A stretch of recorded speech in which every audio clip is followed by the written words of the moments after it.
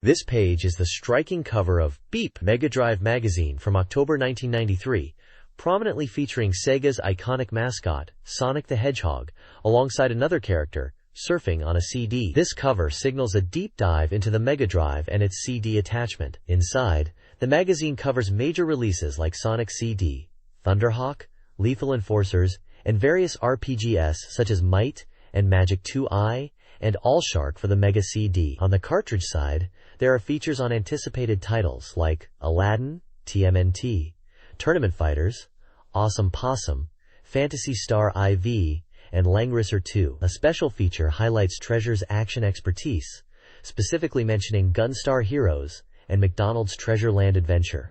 The issue also promises hot news on Shining Force 2 and includes a complete guide for Street Fighter II Special Champion Edition. This cover art and lineup capture the excitement of the console's peak in the early 90s. This page showcases Shining Force 2, boldly proclaimed as a revolutionary epic set to shake the RPG genre. The vibrant artwork depicts the protagonist and his diverse band of allies amidst a fantasy landscape. Several screenshots provide a glimpse into the game's mechanics, showing both the overhead view for dungeon exploration and the tactical battle sequences that the series is known for. The text hints at a treasure hunter named Jippo, causing an anomaly with a legendary treasure, setting the stage for the player's new adventure. The game was scheduled for release on October 1, 1993, priced at 8,800 yen. The page positions the game as a major sensation for Sega's lineup. This page blasts onto the scene with Gunstar Heroes, the legendary run-and-gun masterpiece. The massive title logo dominates the top, promising non-stop exhilarating battle right from the start. The core artwork features the game's dynamic heroes, red and blue, leaping into action alongside a host of memorable characters and villains. Multiple screenshots showcase the frantic gameplay across various stages, from platforming through jungles to intense boss fights, and even a thrilling vehicle segment. The text explains the premise. The evil empire is after a powerful weapon, and it's up to the heroes, the Gunstars, who have awakened from a long slumber, to stop them. It highlights the destructive power of the game's signature weapon fusion system, used to take down hordes of enemies and crush the empire's ambitions. Gunstar Heroes was scheduled for release on September 10, 1993, priced at 6,800 yen. The page also includes details on the Mega Drive 2 console, promoting its high performance and price point.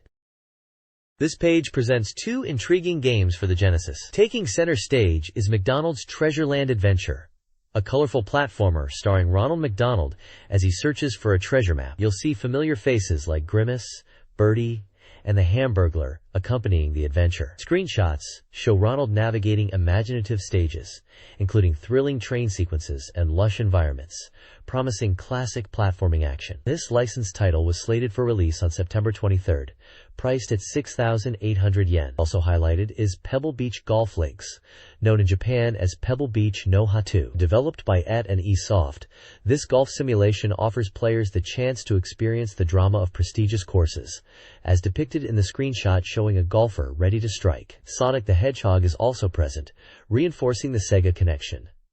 This golf title was scheduled for release on October 8th for 8,800 yen. This page prominently features Sonic the Hedgehog CD, highlighting its arrival on the Mega CD platform. The text emphasizes the game's scale, boasting 70 stages across time and space, leveraging the CD format's capacity. Special stages utilize the system's unique rotation and scaling capabilities, and the game introduces 2 modes and a new rival for Sonic. Screenshots showcase the vibrant visuals fans expect. The page also notes the game includes a theme song by Japanese artist Kaiko Utoku. Additionally, the page previews The Laughing Salesman, described as a full-size animation adventure game for the Mega CD. A section at the bottom promotes the Mega CD 2 attachment for the Genesis console. This page focuses on the upcoming fighting game, Teenage Mutant Ninja Turtles: Tournament Fighters, for the Mega Drive. It announces the game as a versus fighting title, highlighting that the combat stages span across different dimensions. The game boasts an edit mode allowing players to customize character abilities to their liking, and an instant replay feature to review matches. Prominent artwork shows the main turtle characters, April O'Neil, Casey Jones, Splinter, Shredder, and other fighters. Small screenshots display the in-game action. The advertisement confirms the game is set for release on November 26th, with a price of 8,800 yen. It's published by Konami. This page is an advertisement for the horror action game, Castlevania Bloodlines, known in Japan as Vampire Killer, arriving on the Mega Drive. It highlights the definitive edition of the Dracula series, featuring 2 distinct characters, varied stages, and enhanced action, set for release on December 10th. This page presents artwork for the iconic fighting game, Street Fighter II Plus, developed by Capcom for the Mega Drive. Featured are 6 prominent characters from the series, depicted in dynamic vertical strips: Guile, E, Honda, Chun-Li, Blanca, Ryu, and Zangief, each identifiable by their distinctive designs. The artwork showcases their classic looks from the era. The page clearly displays the game's title logo and Capcom's ownership, with copyright dates ranging from 1991 to 1993, confirming the game's release period on the platform. The bottom section lists Capcom's company details across Japan. This page continues showcasing the vibrant artwork for Street Fighter II Plus on the Mega Drive, featuring the remaining characters: Ken, Dhalsim, Balrog, the Boxer, Sagat, Bison, the Claw Fighter, and Vega, the Dictator. The headline boldly declares, "The Mega Legend begins." The content details the game modes available, including Match Play, Round Robin, Elimination, Knockout, and Excite mode, promising new battles exclusive to the Mega Drive version where only skill matters. Street Fighter II Plus is confirmed for release on September 28, 1993, priced at 9,800 yen. A small section highlights a promotion where fans can win a TV commercial making-off video. Further down, the page introduces the Capcom Power Stick Fighter MD, a dedicated arcade-style controller designed to replicate the game's intense feel. It features speed adjustments and other functions, and is scheduled for release in late September 1993, also priced at 9,800 yen, with an image of the controller shown. This page showcases Sylphid, the stunning vertical scrolling shooter on the Mega CD. The main image features a large illustration of the player's advanced spacecraft soaring through space. The text highlights the game's groundbreaking use of 3D CG visuals, combining pre-rendered backgrounds with real-time polygon models for an immersive experience that pushes the hardware limits. Screenshots at the bottom left illustrate the intense gameplay and detailed graphics. The game is described as offering a new sense of gameplay, precise collision detection, and faithful reproduction of the original game's movement, thanks to high-speed processing achieved by leveraging the Mega Kid's multiple CPUs and special hardware. Sylphid is currently on sale to favorable reviews, priced at 8,800 yen excluding tax, and is a Mega CD exclusive title.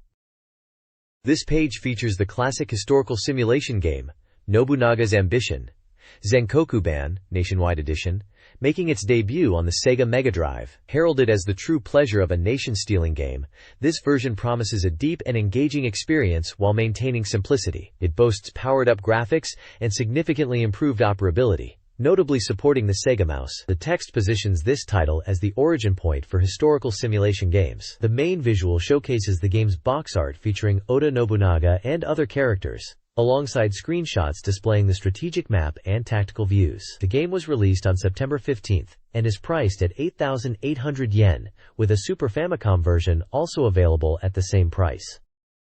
This page introduces Koei's serious horse racing simulation game, Winning Post. The headline proclaims, "The horse you raised will stand at the top of the world," and announces the long-awaited arrival of this authentic simulation game. The page highlights the core appeal, the joy of raising your own horse, and the thrill of winning. It simulates the world of horse racing, from the breeder experience to the dynamics of the race itself, promising realism and dramatic representation. Key features include raising racehorses and managing bloodlines, the strategic competition to acquire strong horses, animated races with up to 12 participants, and interactions with various characters like trainers and jockeys that drive the narrative.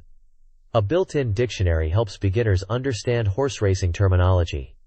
Screenshots show both the management interface and the race view. The Mega CD version was scheduled for release on September 17th at 9,800 yen, and the Super Famicom version on September 10th at 12,800 yen. Guidebooks were also available. This page showcases Koei's historical simulation game, Genghis Khan II, Clan of the Grey Wolf. Following their successful Nobunaga's Ambition and Romance of the Three Kingdoms series, This entry focuses on the life of Temujin, who would become Genghis Khan. The striking artwork features the legendary conqueror and other figures, highlighting his rise to power. The game promises to immerse players in the grand strategy of building history's largest empire, while also touching upon the personal aspects of his life, capturing the greatest empire in history and a woman's heart. Gameplay includes strategic map management, character interactions, and battle sequences, as shown in the screenshots. It simulates Genghis Khan's journey from a wolf of the plains to the king of the world, emphasizing strategy, historical events, and the bonds formed along the way. The game was released across multiple platforms, including the Mega CD, in September 1993. A related soundtrack featuring the game's music was also available. This page features bold artwork for the game Thunderhawk, known in Japan as Senjo o Kakero. The image depicts an Apache helicopter unleashing a barrage of missiles and gunfire over a bridge, causing explosions and chaos below. Shell casings rain down from the chopper as trucks are destroyed. The title is prominently displayed at the top. Information below the title indicates this product is Sega Mega CD software. The bottom left corner features a black starburst graphic, highlighting the release date, September 17th, the platform, Mega CD, and the price, 7,800 yen, excluding tax. This visually striking page serves as an announcement or advertisement for the game's upcoming release. This page, titled Become a Wild Eagle, is dedicated to the Sega Mega CD game Thunderhawk. It presents the player as a member of an international special forces unit tasked with piloting a high-speed combat helicopter on dangerous missions across 48 diverse regions, involving targets like enemy vehicles, submarines, and supply convoys. Screenshots showcase the cockpit view gameplay, highlighting the use of the MegaDrive's capabilities for dynamic visuals and smooth action. The text below praises the game's exciting battle scenes, noting how MegaDrive's hardware functions are utilized for speed and fluid movement, enhanced by voice messages, powerful explosions, and background music. The page also features a present campaign, where players can win a Victor New Wonder Mega console or a trial version of Thunderhawk by answering a quiz about the game's title. A picture and price of the Victor RGM2 Wonder Mega are included. This looks like a great opportunity for fans to get their hands on the game and console. This page is dedicated to a handbook for the online multiplayer air combat simulation game, Fujitsu Air Warrior. Published by SoftBank, this guide, now on sale for 1,900 yen, is presented as essential reading for mastering the skies in this popular Nifty Serve title. It delves into the nuances of aerial combat, covering everything from fundamental maneuvers like Immelman turns and split SS to practical dogfighting techniques like yo-yo and scissors.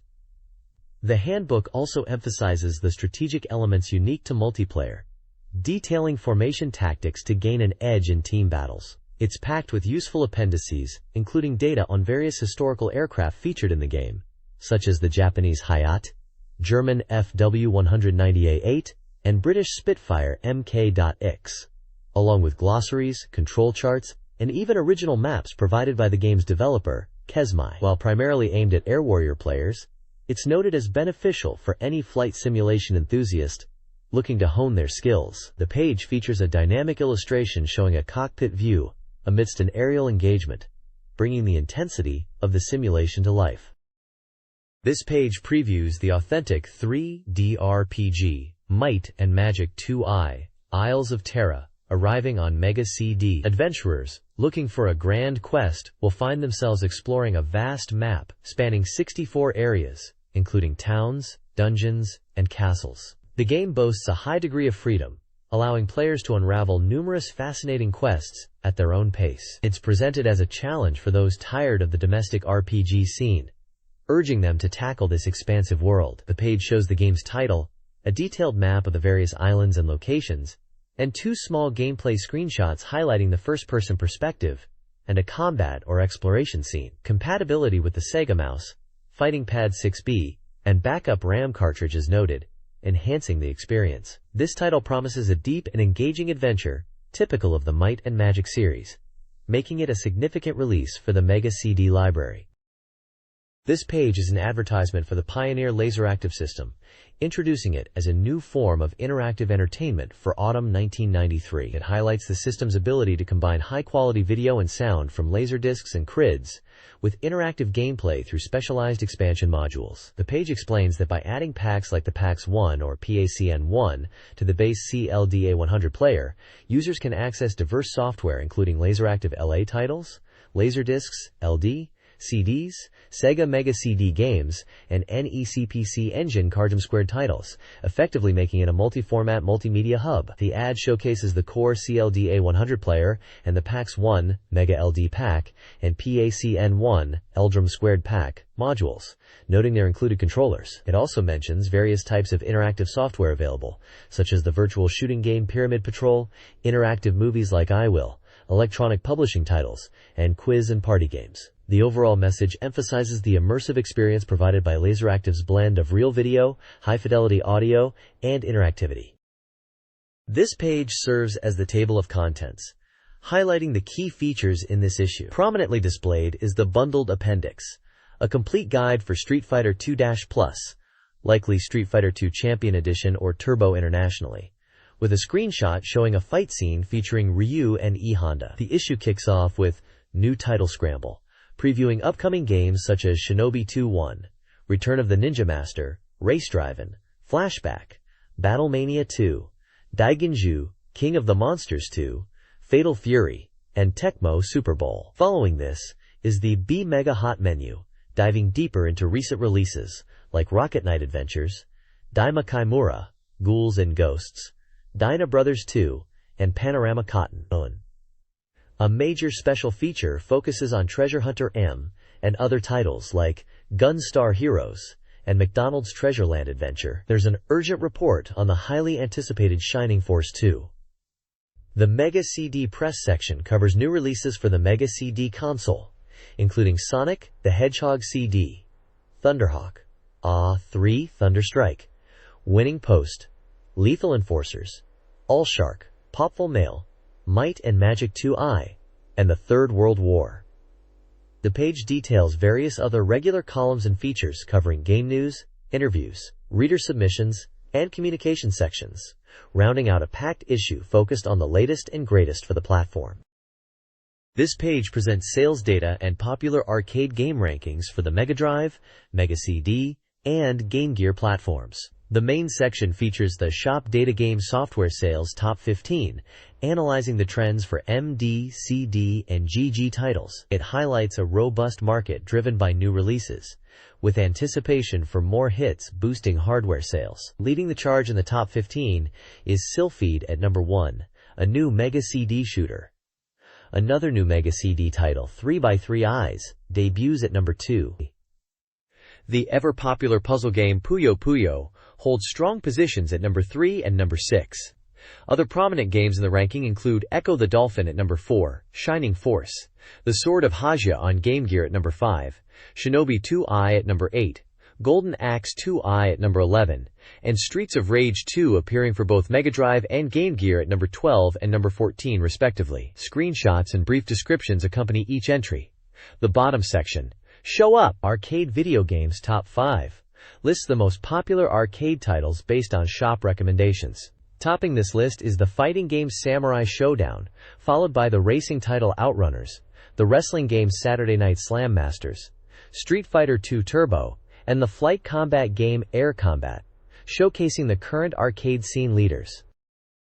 Mega Drive users eagerly anticipate ports of arcade and other console games, particularly fighting games like World Heroes 2 and Fatal Fury 2, and arcade classics like Cadillacs and Dinosaurs. Upcoming Mega Drive releases, including Ordyne and Nobunaga's Ambition, are also highly anticipated. Top anticipated new Mega Drive games include Street Fighter 2-Plus, Shining Force 2, and Phantasy Star IV, reflecting user desire for classic fighting, tactical RPGs, and RPG sequels. The list also showcases other exciting titles like Virtua Racing, Gunstar Heroes, Sonic CD and Sonic 3, and Langrisser 2, promising a vibrant gaming future for the Mega Drive. The next page features the B Mega Dog Race, a review section showcasing new Mega Drive releases judged by 4 different reviewers, each with a unique perspective: a beginner girl, a foreign game user, a Game Mania group member, and a general game user. Games are rated out of 10, with the average determining their position in the race. Featured here are two highly anticipated titles. First up is Gunstar Heroes from Treasure, a fantastic run-and-gun action game praised for its intense gameplay and impressive visuals. The reviewers give it a high average score of 8.25, noting its thrilling action and graphics. Next is Mutant League Football from Electronic Arts, which puts a violent, futuristic twist on American football with mutated players. While the concept is seen as interesting, some reviewers find the gameplay less engaging than traditional sports simulators, resulting in a mixed average score of 6.5. Overall, the page highlights exciting new additions to the Mega Drive library and provides diverse opinions on their merits. 4 more Sega Mega Drive games are reviewed in the BeepMD race feature. Koei's Nobunaga's Ambition. Zenkokuban, a simplified strategy game remake, receives a 5.5 average score, criticized for dated mechanics. Tenjin's Gauntlet port earns a 7.25, praised for its faithful conversion and multiplayer fun, though confusing for some. Treasure's McDonald's Treasureland Adventure, featuring Ronald McDonald, gets a 7.0 for its vibrant visuals and challenging gameplay. Finally, Electronic Arts' Jordan vs. Bird, 1-on-1, despite dated graphics and repetitive single-player, scores 5.75, thanks to its multiplayer modes and iconic characters. 4 Sega Mega Drive game reviews are presented. Shining Force 2, Ancient Ceiling, receives an 8.0, praised for its polished system and story, though some found the dialogue childish. Street Fighter 2-Plus earns an 8.75, praised for its satisfying execution, especially Team Battle Mode, but with slightly inferior audio. Death Duel, Time Dominator, scores 5.75, lauded for its speed and graphics, but lacking in character charm and fluid movement. Finally, Winning Post, a horse racing simulation, gets a 6.25, enjoying approachable management elements but with limited gameplay. This page reviews 4 Sega CD games. Genghis Khan 2, Clan of the Grey Wolf, a historical simulation, is praised for its atmosphere and voice acting, scoring 6.0s. Sonic CD, despite initial difficulty, is lauded for its unique level design and capturing the Sonic spirit, 7.25. Thunderhawk, a helicopter shooter with impressive graphics and sound, is a must-play, 8.0. Finally, Warao Salesman, an adventure game based on anime/manga, receives praise for its visuals and multiple endings, but its unique system is not universally appreciated, 6.0. Each review includes screenshots and reviewer scores. This page features a review of GGLS2 for the Game Gear, highlighted with a screenshot and box art. The review praises the game's graphics and speed for the platform but notes its high difficulty, rating it 6.5 on average and calling it a must-have for fans. The page also provides recommendations for recent and upcoming releases across Sega's platforms. For the Mega Drive, essential titles like Street Fighter II, the excellent Gunstar Heroes, Shining Force 2, and Gauntlet are highlighted. The Mega CD is seen as having a strong month, building on its growing library with recommended games such as Sonic CD, Thunderhawk, Sylphid, and Winning Post CD. The Game Gear, despite a lighter release schedule this month, is represented strongly by Alesti 2, which is described as pushing the hardware's limits and being a high point for the system's software development. The overall sentiment across platforms is very positive, indicating a satisfying month for Sega gamers. The page also includes a small illustration at the top right. This page dives into the BeepMD Reader's Race, where players rate games on a 10-point scale, influencing a live ranking system. This month's top game, introduced with a screenshot, is the Mega CD shooter Sylphid, which achieved a massive 9.4137 average score from readers, blowing away the competition. The review highlights its stunning opening demo and background graphics, despite some minor complaints about boss fights, ultimately calling it a must-play. 2 other notable games are featured. The shooting game Slap Fight, ranked 10th, receives praise for its special mode and music, though the rapid-fire laser felt overpowered to one reviewer. The Mega CD strategy game Mega Schwarzschild, ranked 24th, is noted for its visuals and developing story, described as a solid title for the platform. A brief commentary mentions the strong performances of Sylphid, Puyo Puyo, and Gyawangu in the rankings, predicting a heated battle for the top spot going forward. Finally, a review of the mahjong game Jante Monogatari, ranked much lower at 168th, notes its appealing anime-style character art, but states the actual gameplay graphics and excitement didn't live up to expectations. This page continues the BeepMD Readers Race Rankings, showing titles from 56 down to 125 in the odds chart B, which lists many Mega Drive games. Several specific games are highlighted. The dark horse, at rank 30, is Taiku Rishiden, a historical simulation praised for its high degree of freedom in gameplay, allowing players to pursue different paths, although some found parts later in the game less engaging. It garnered a strong reader score of 8.2222. Ranked 33rd as a rival horse is Echo the Dolphin. This overseas title was noted for its unique perspective compared to Japanese games and its challenging difficulty, particularly in the latter half. The stunning graphics were highlighted as a definite value point. Featured as a single dark horse at rank 68 is Shinobi 2-1, Return of the Ninja Master, listed as 2. Readers appreciated the significant power-up in action gameplay and improved pacing compared to its predecessor, despite some finding the difficulty slightly lowered. Also featured are PGA Tour Golf 2 at rank 82, described as difficult due to wind effects and timing but enjoyable, and the Mega CD RPG 3x3 Eyes, Legend of the Holy Demon, at rank 85. The 3x3 Eyes adaptation received mixed reviews, with some finding the story hard to follow without prior knowledge of the original work, though others appreciated the action-packed combat scenes. Finally, a section titled Owner's Voice presents brief reader comments on various games. This page continues the single dark horse introductions and the BeepMD Readers Race Rankings. 4 games are highlighted as single dark horses. Desert Strike, praised for its realistic weapons and challenging action despite tricky diagonal controls. Snow Brothers, an arcade port found nostalgic but slow-paced. Outrun 2019, noted for its striking visuals but criticized for gameplay flaws and lack of similarity to the original. And a Rank Thunder, an adventure game with good audio but poor pacing and slow access times. 2 titles are featured as attention-worthy horses. Golden Axe, 2-on, seen as a disappointing sequel with boring elements and bugs, and the action game Jashin Draxus, described as simple, repetitive, and lacking originality, resulting in a very low reader score. The page also includes the odds chart C, continuing the list of reader-ranked games from rank 126 downwards, showing title, genre, and average score. A small section hints at cheap games or betting on game ranks. This page continues the BeepMD Readers Race Rankings, picking up the list from rank 196 with various titles and their reader scores. Featured as single dark horses are 2 interesting Mega CD titles.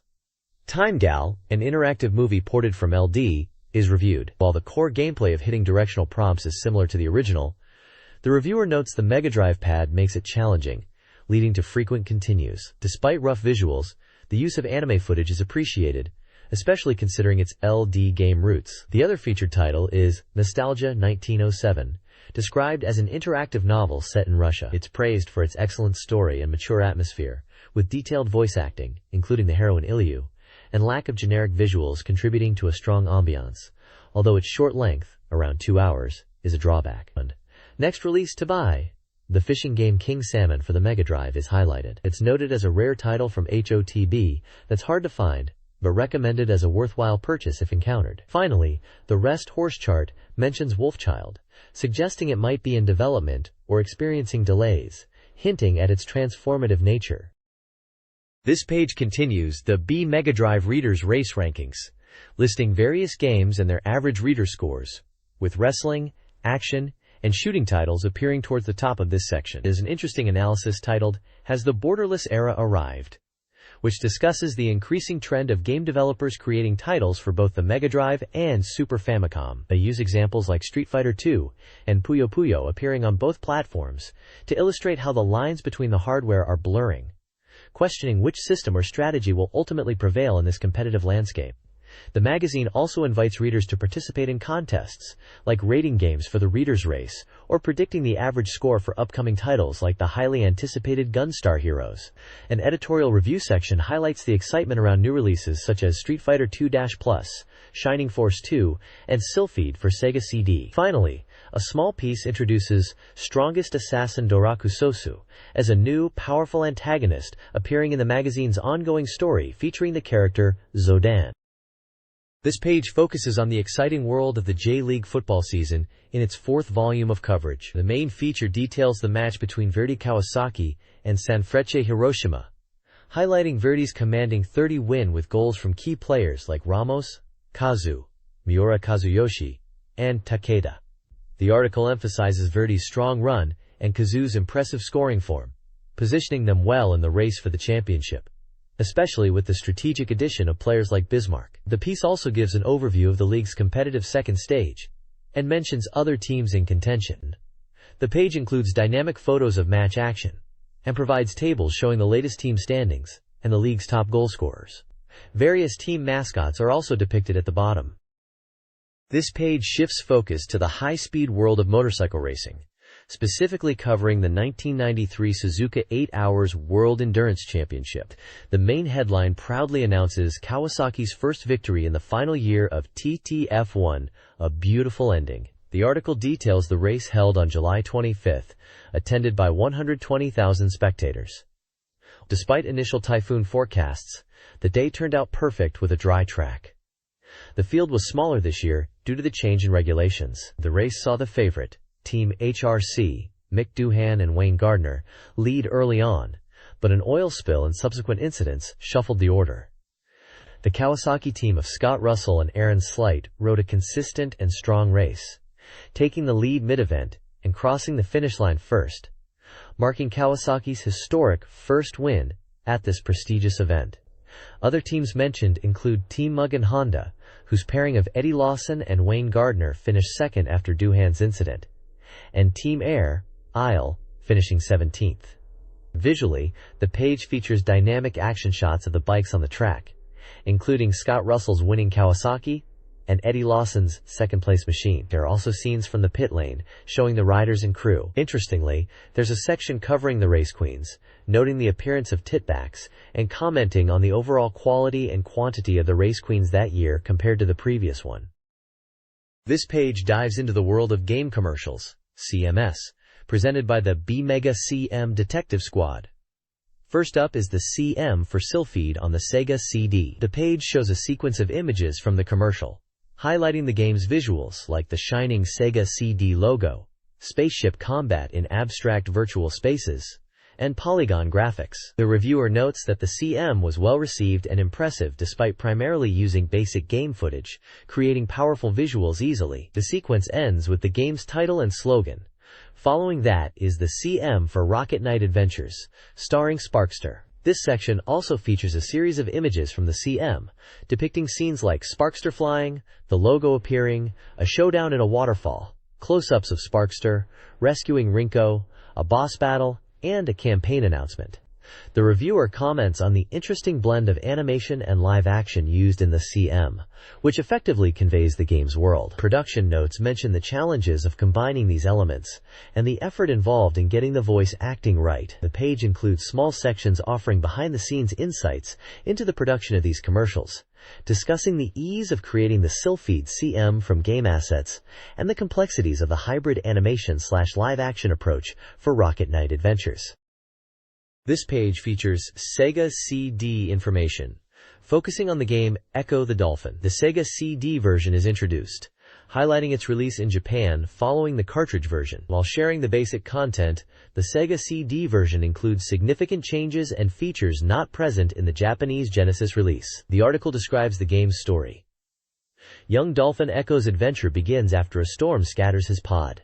He sets out to find his friends and solve the mystery of the storm. The reviewer praises the beautiful graphics and enjoyable gameplay. Although noted for its difficulty, the Sega CD version leverages the format's capacity for enhancements like CD quality sound and stereoscopic sound using headphones, adding depth to the experience. New-age-style music is mentioned as fitting echoes free swimming. Differences between the Japanese cartridge and Sega CD versions are highlighted, with the CD version featuring 28 stages, compared to the cartridge's 25 plus 3 bonus stages, and including bonus stages and demos that weren't in the Japanese cartridge versions.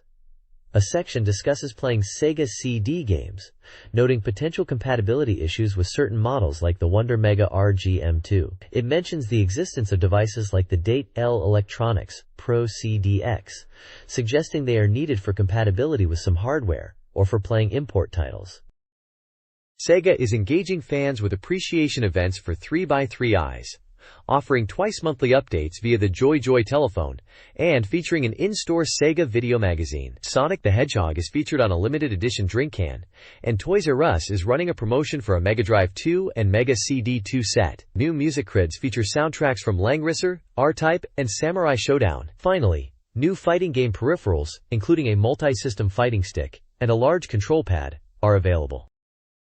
This page features an interview and profile of actress and talent Miho Kano. Born in 1977, her profile details her physical stats and roles in shows like Sakurako Club and the drama Machikado. In the interview, she recounts her rather casual entry into entertainment through a playful audition with a friend, describes her childhood as one spent constantly playing outside, and discusses the differences and difficulties between acting in dramas and doing voice work, highlighting the precision needed for voice acting. She shares her respect for senior actresses like Atsuko Asano and Kyoka Suzuki. Her future ambitions range from practical goals like buying a house and becoming a good mother, to a more light-hearted one of becoming the U.S. President's wife. Accompanying the interview are photos, including a captivating portrait and a sequence showing her having a great time playing the Mega CD game Kyo Flying Squadron. The text caption confirms she's showing off how to play the game.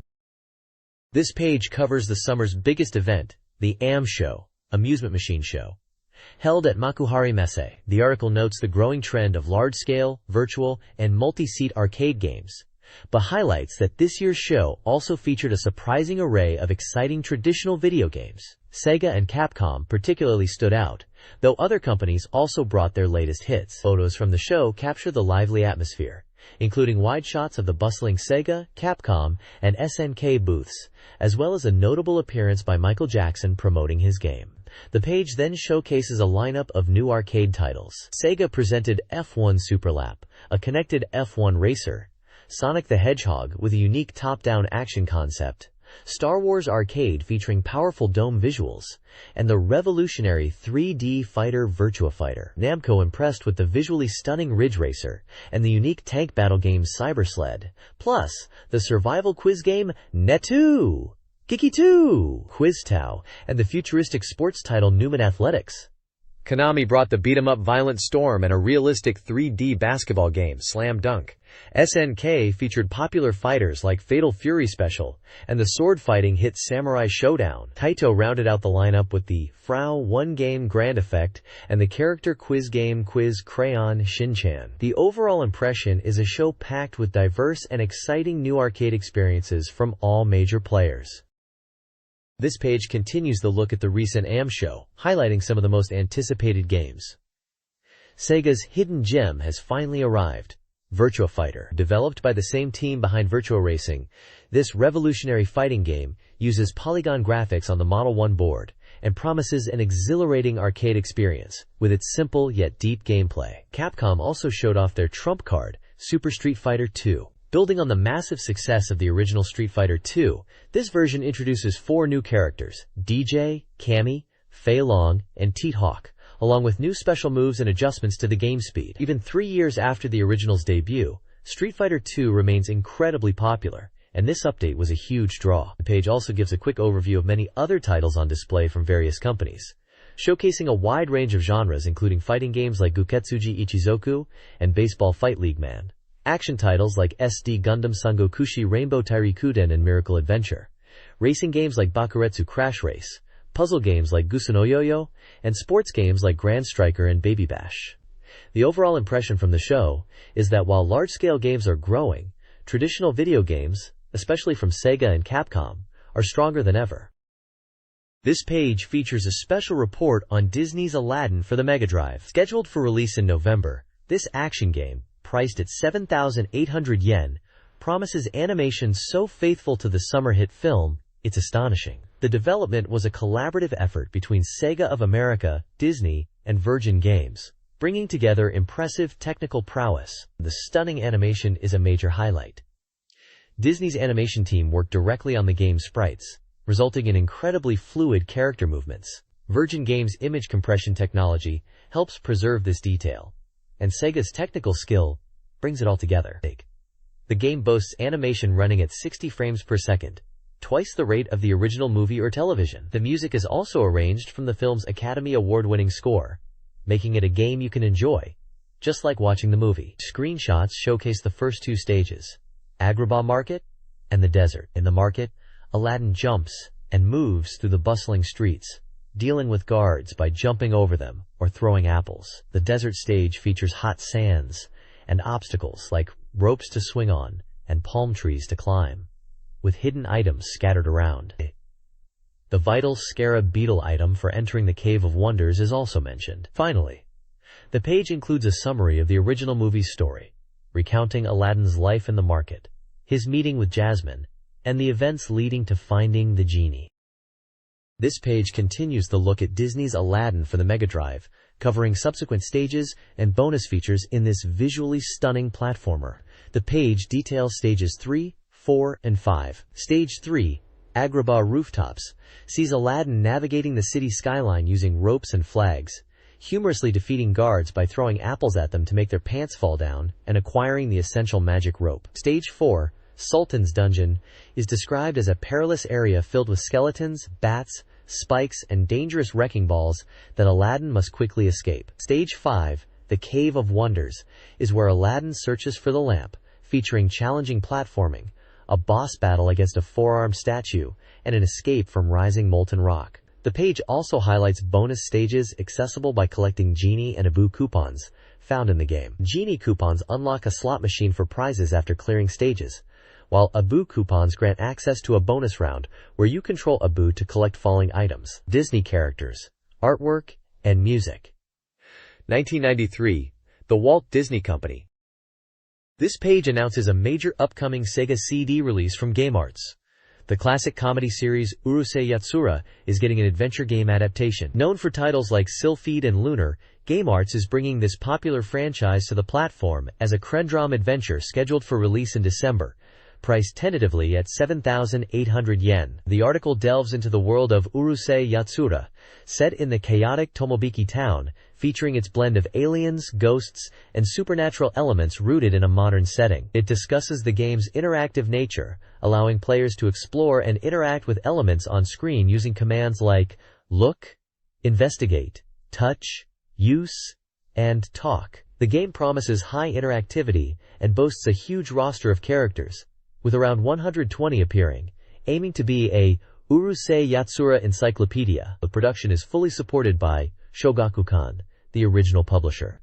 The preview expresses excitement for GameArt's take on the series, following their work on titles like Rise of the Dragon, suggesting the system might be similar. Character spotlights on Lum and Ataru are also included, hinting at their roles in the game.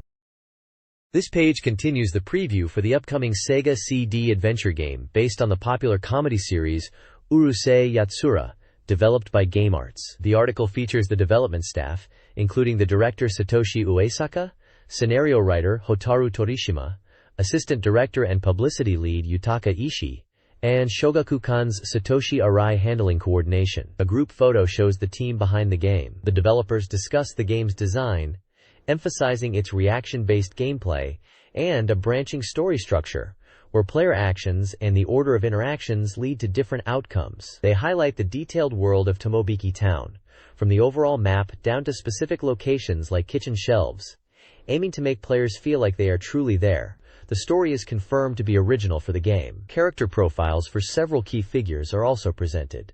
Shinobu Miyake, Ataru's normal but sometimes terrifying childhood friend. Ran, Lum's alien childhood friend and rival. Sakura, the beautiful and powerful exorcist nurse. Shutaru Mendu, Ataru's wealthy rival. and Ryunosuke Fujinami, the girl raised as a boy. Further sections cover the game's audio. The theme song is handled by Hyro, known for their work on music related to Rumiko Takahashi's other series, like Ranma 1/2. The game also features voice acting for all lines, performed by the original cast from the Urusei Yatsura anime, with a group photo showing the reunited voice actors. This looks like a comprehensive adaptation, bringing the animated world to the Sega CD with high production values. This page previews the Sega CD release of Algol, the highly serrated fourth installment in the Psychic Detective series. Originally popular on FM Towns, this game is a psychic detective adventure featuring a unique worldview. Each entry in the series has a complete, standalone story, so you can jump into this one without playing the others. The game incorporates the game system IM and features full PCM voice acting for all dialogue outside of monologues, enhancing the immersion. The story delves into the occult, kicking off with a visit from a beautiful widow. As the protagonist, Kitsuragi Kazuya, a psychic analyst, investigation hinges on the fundamentals, carefully listening to what people say, and thoroughly searching every corner of the environment. The article stresses that repeated inquiries and meticulous examination are key to uncovering secrets and moving forward. It also highlights the inclusion of the DAPS, Data West Active Picture System, replay feature, which provides seamless playback of animation, voice, sound effects, and music, leveraging the Sega CD's multimedia power. Screenshots showcase dialogue scenes and various rooms within the game world, emphasizing the detailed presentation.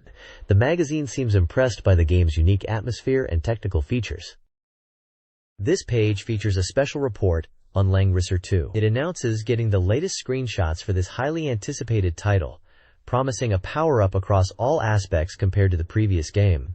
The core system remains similar, but new elements are added, such as stronger mercenary units and indirect attacks in battle, significantly expanding tactical options. The game boasts over 40 different class types, including hidden ones like Ranger. The number of troop types has doubled to 15, and up to 20 commanders can appear on screen simultaneously. Item variety increases to 30, with 3 items equipable at once. The game will feature over 20 stages. Returning characters include Jessica and Bowser, with Bowser serving as an enemy again. The new protagonist is Elwyn, a descendant of the heroes from the first game. The powerful Imperial Commander Leon is also featured. The story revolves around the legendary evil sword Alhazard and Emperor Bernhardt's ambition, contrasting with the awakening of the Holy Sword Langrisser. The article highlights the game's substantial improvements and deems it a highly anticipated title. Illustrations of Elwyn and Leon are shown alongside tactical map screenshots. Konami's Teenage Mutant Ninja Turtles Tournament Fighters is a competitive fighting game, not a cash grab. The game features 8 playable characters, including the Turtles, and others like April O'Neil and Krang's android, each with unique movesets. Stages span various sci-fi locations, and the game's balanced combat system utilizes a simple 3-button and directional pad control scheme. Multiplayer is emphasized, with versus and tournament modes, and same character matches and handicaps. The game is slated for November release with a 16 megabit ROM.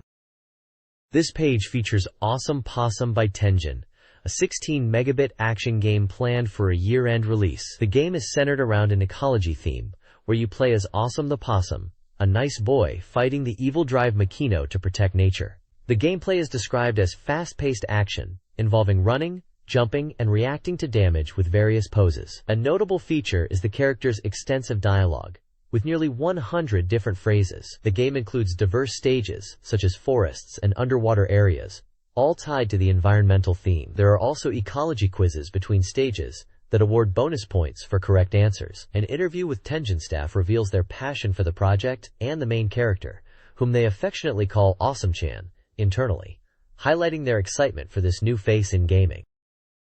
This page is packed with exciting details about the upcoming Phantasy Star IV for the Sega Mega Drive. It highlights the game's progress at 55% completion, confirms it's an RPG, and is scheduled for a December release at 8,800 yen. The major reveal here is the machine battle system. This new feature allows players to engage in battles while moving around the world map in a vehicle. The main benefit is significantly faster travel across the field. While handy for speed, the trade-off is less experience points gained from these battles. 3 types of machines are showcased. The Landmaster, designed for desert combat. The Ice Digger, featuring a large drill for breaking ice and capable of using powerful weapons. And the Flow Mover, a hovercraft boasting the highest mobility, allowing high-speed travel over land and water, though limited to less reactive weapons. Screenshots demonstrate combat using these machines, highlighting their unique weapons, like 120mm cannons, cluster bombs, plasma clippers, napalm missiles, photon launchers, and thunder grids. A small section also notes that the machine from the original Phantasy Star, likely the Land Rover, is the predecessor to the vehicles in IV, evoking a sense of nostalgia.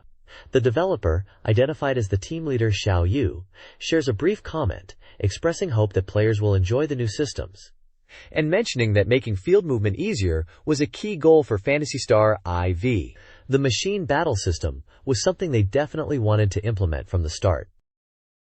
This page dives into the opening moments and mechanics of Phantasy Star IV. The narrative begins at the Motavia Academy, where the protagonists, Rika and Ren, are summoned by the headmaster. Their adventure immediately kicks off with the task of investigating reports of monsters appearing within the academy itself, setting the stage for the initial quest. The game introduces the multi-window system to enhance storytelling, presenting dialogue and scenes in layered windows, reminiscent of manga panels for a more immersive experience. Battle strategy is supported by the macro command system, allowing players to pre-program up to 8 combat action patterns for the party. The initial stats for Rika and Ren are shown, indicating Rika's starting strength and highlighting Ren's anticipated development. Finally, 3 new monster designs are revealed: the Scorpius, a scorpion-like creature; the Snow Slug, found in snowy areas; and the aquatic Huydra, which is particularly dangerous in groups.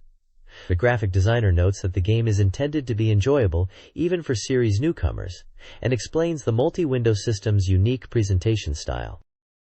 This page offers the third update on the upcoming record of Lodoss War RPG for the Sega Mega CD. It reveals that the game will be a 3-part series based on the original novels, with the first part, titled Heroic War Arc, currently in steady development. The main focus here is a preview of the character graphics that will be used in the game, specifically for message window dialogues. Detailed anime-style portraits are showcased for key members of the party, including Parn, Deedlit, Slain, Ito, Woodchuck, and Gim, alongside brief descriptions of each character. Examples of varying character expressions are also featured, suggesting dynamic visuals during conversations. The game is confirmed to be an RPG for the Mega CD, though release date and pricing are still undecided.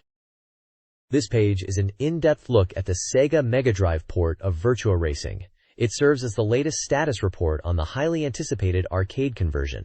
The article highlights the game's development progress, noting a 50% completion rate. While the screenshots displayed are acknowledged as being from an older build, the text excitedly reports on new elements added, such as animated spectator areas with Ferris wheels and pit crews, enhancing the visual atmosphere. Sound design is also progressing well, with improvements to engine and tire slip effects mentioned. A significant portion addresses reader feedback and questions. Topics covered include the possibility of a reverse mode, confirmed for gameplay but not as a separate mode, and a replay feature, planned as a reward for achieving first place. The technical aspect of the custom DSP chip is also discussed, explaining its integral role in handling polygon rendering and other calculations, and why it's built in rather than an external adapter. The article promises a significant graphical update will be revealed next month, urging readers to look forward to it. 2 developers are featured, likely discussing the game's progress. This page is a catch-up on the latest software releases for the Mega Drive.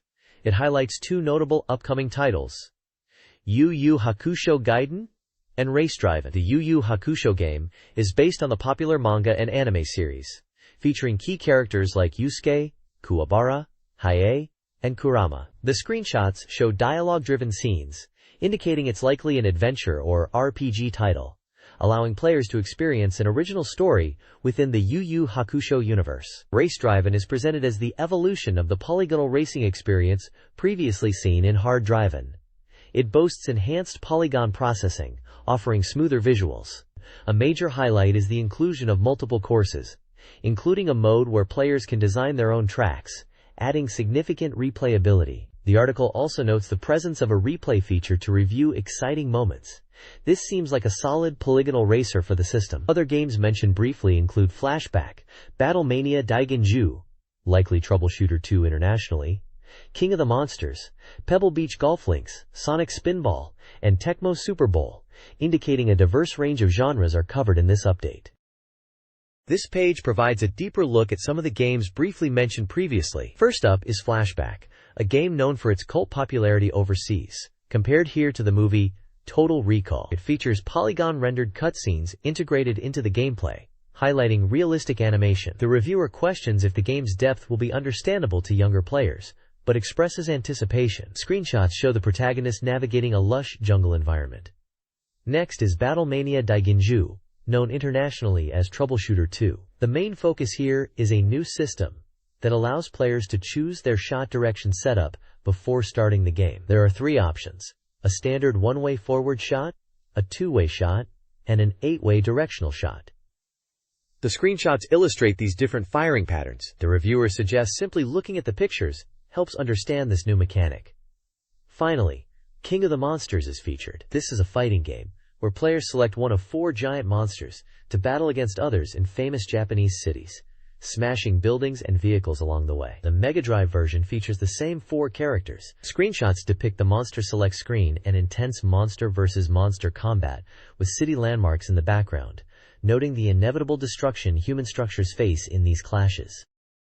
This page dives into several new and upcoming titles. First, we see Jankyu Toryuman, a serious mahjong game featuring real professional player names, competitive rules, and advanced AI, recommended for those seeking an authentic mahjong experience and supporting mouse play for ease. Following that is Sonic Spinball, which brings the pinball action seen in Sonic 2's Casino Night Zone into a full game, featuring Sonic and Tails navigating speed-filled pinball fields. Pebble Beach no Hato is a golf simulation using a polygon system for realistic play, aiming for depth and requiring experience to master the course and shots. Tecmo Super Bowl brings NFL-licensed American football, based on the acclaimed Famicom version but with real team names and a side-view perspective, promising great gameplay for fans. The final section offers brief glimpses of other new titles like Lethal Enforcers on cartridge, a new action game from Kogato Studio, the anticipated Lemmings 2, and Devil Buster.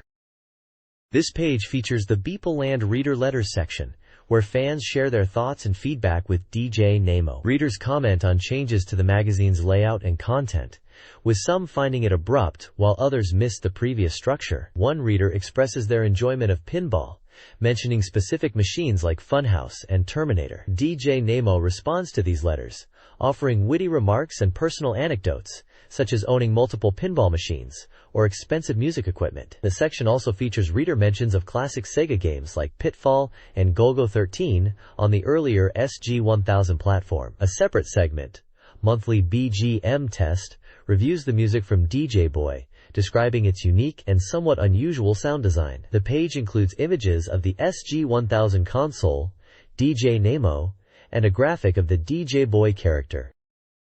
This page features the Culture Independence Declaration, focusing on mastering the Mega Driver experience through a queue and a section. It addresses common concerns for Mega Drive players, such as the perceived insecurity of cheap games, the worry about newer, more powerful consoles, and the anxiety of being surpassed. The advice encourages players to embrace the low cost to build a large library, ignore criticism from players of other systems, and save a small amount monthly to ease financial worries about future game purchases. Below this is Illustration City Part 1, showcasing reader-submitted artwork inspired by games. Featured illustrations include fan art for Sonic the Hedgehog 2 featuring Sonic and Tails, characters from Fatal Fury like Terry and Dree and Joe on the Sand Beach stage, Rami from Kyoyuki Kitai, and a character from Shadow Dancer. There's also an illustration in the style of the Puyo Puyo / Madu Monogatari series, depicting characters resembling Arle Naja and Carbuncle, with text referencing the boss Gorvelias. Another piece references fighting games and the Tiger Shot move, while one is simply labeled Sega's Henchman No. 1. The page also briefly mentions the anticipation for Street Fighter II and a Mega Drive horse racing game akin to Turf Hero. This page continues the look at reader feedback and contributions, kicking off with the bi-monthly feature, That Wonderful series. We hear from players about their experiences. One review highlights the challenging Stage 4 of Cyber Police SWAT on the Genesis, describing the overwhelming, gooey enemies that create a sense of oppression. Another player frankly dislikes Shadow of the Beast, finding it too difficult despite praising its beautiful, multi-scrolling background graphics. They wished it was just a scenic run. It is a fun comic strip depicting reactions during a Gauntlet IV battle mode match. The Reader Corner invites more submissions, encouraging unique and unexpected game-related discoveries. This month's present is a bag of James Pond-themed dried food from EA Victor, who are also seeking ideas for future game software, mentioning Sword of Sodan as an example. Finally, the information section outlines various ways readers can contribute, including submitting game gossip, illustrations, thoughts on the Mega Driver culture, unusual game-related finds, and even lyrics or parody songs for Genesis game music. Lots of ways for fans to get involved here. This page continues the User Voices section, focusing on the critical topic of arcade porting quality on the Genesis. The main feature delves into what makes a satisfying port, showing screenshots from Darius 2. Reader comments echo this sentiment, discussing the importance of maintaining the arcade feel, noting that perfect graphical reproduction isn't everything, and sometimes new elements are needed to make a home port stand out. They debate whether graphics or gameplay feel is more important, with Golden Axe being mentioned positively for its visual impact. Other users share varied thoughts, from appreciating the hard work of porting teams on titles like Final Fight and Ninja Warriors. Though these specific arcade games aren't on Genesis, the user might be referring to similar experiences or hopeful future ports, to the difficulty of games like Mutant League Football. Elsewhere, short messages from readers cover random topics, and a call for submissions outlines the theme for the December issue. Reports on the state of Genesis shops in readers' towns. Finally, the page features the Illustration City Part 2 section, showcasing user-submitted artwork, including dynamic depictions of characters, one seemingly from Mutant League Football. This user-generated content page for Genesis fans discusses various topics related to the Genesis and Sega CD games. Readers praise the Genesis port of Star Cruisers, discuss the Mega Drive's strengths, and debate game pricing, citing concerns about the cost of titles like Illusion City. Availability issues with recent releases like X-Lanzar are also addressed. The page includes reader artwork, a feature on Mato Monogatari 1.2.3, and a call for submissions focusing on the state of Genesis shops in December. Previous winners of software prizes are announced, and a correction clarifies that Konami was not a 3DO license partner.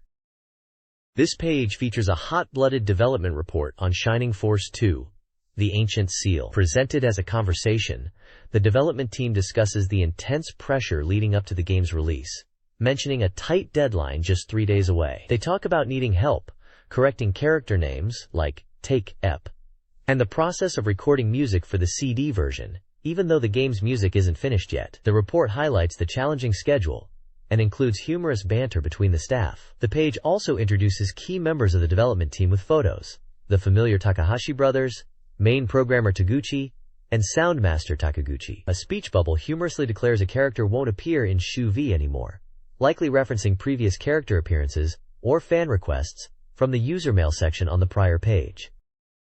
This page is a special feature page, kicking off with the anticipation for an upcoming release and asking for reader support. The text clarifies that despite the excitement, the master room for Shining Force 2 isn't finished yet as of early August. The staff express gratitude for reader contributions like impressions and illustrations, and strongly encourage sending more. Below this, a large special title introduces a gallery of fan-submitted illustrations featuring characters from the Shining Force series, including Shining Force 2, The Ancient Seal, Shining Force Gaiden, Final Conflict, and Shining Force Gaiden 2, Sword of Haja.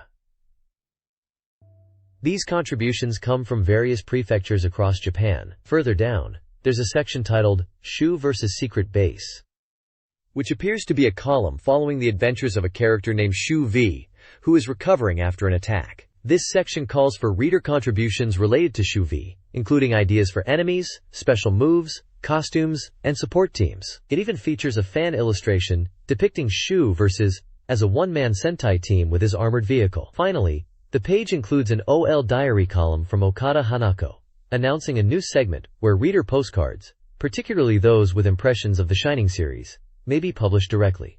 While illustrations are great, text only is also accepted, though postcards will be shrunk. A strict rule against slander is noted, and submissions for existing corners like the Maxim Dojo are still welcome. The next page features the Treasure Factory, presented as a production factory for treasures. This section includes a humorous comic strip celebrating the successful release of Gunstar Heroes and McDonald's Treasureland Adventure, with the company president expressing great joy over their popularity and strong sales. Below this is the Reader Submission Corner, Puri Puri Network, where selected postcards from readers are featured. This corner is described as a place for unique and quirky submissions. Readers share various thoughts and illustrations related to Treasures games, including speculating about a potential McDonald's connection for Treasureland Adventure, commenting on character details, and discussing game elements like background music. There's also a featured illustration showing characters from Gunstar Heroes. The corner announces plans to host a Gunstar Afterplay Impressions presentation in the December issue and encourages readers to submit their thoughts. The High HYR Grand Prize is also mentioned within this section, likely an award for outstanding submissions. This page delves into the world of game creation and criticism, with a blend of humor and insight. A section titled Useless Industry Lecture features Yaman Sensei, who discusses the challenges of game development, the nature of commercialism in the industry, and the difficulty of discerning quality. A humorous segment celebrates the success of Gunstar Heroes and McDonald's Treasureland Adventure, poking fun at game creation, with illustrations and references to characters, and possibly a fusion concept, even humorously mentioning elements reminiscent of Street Fighter II. Another section, Can't Do It Alone, offers a lighthearted look at a development room and potential new hardware or project creation. The Otaku's Worries section reviews McDonald's Treasureland Adventure, highly praising the game by Gunstar designer Yuchi for its quality programming, graphics, music, and sound, recommending players buy it new. A diary entry from a junior staff member provides a glimpse into the busy life of working in the industry, finding satisfaction in the published output. Finally, the editor's corner hints at future content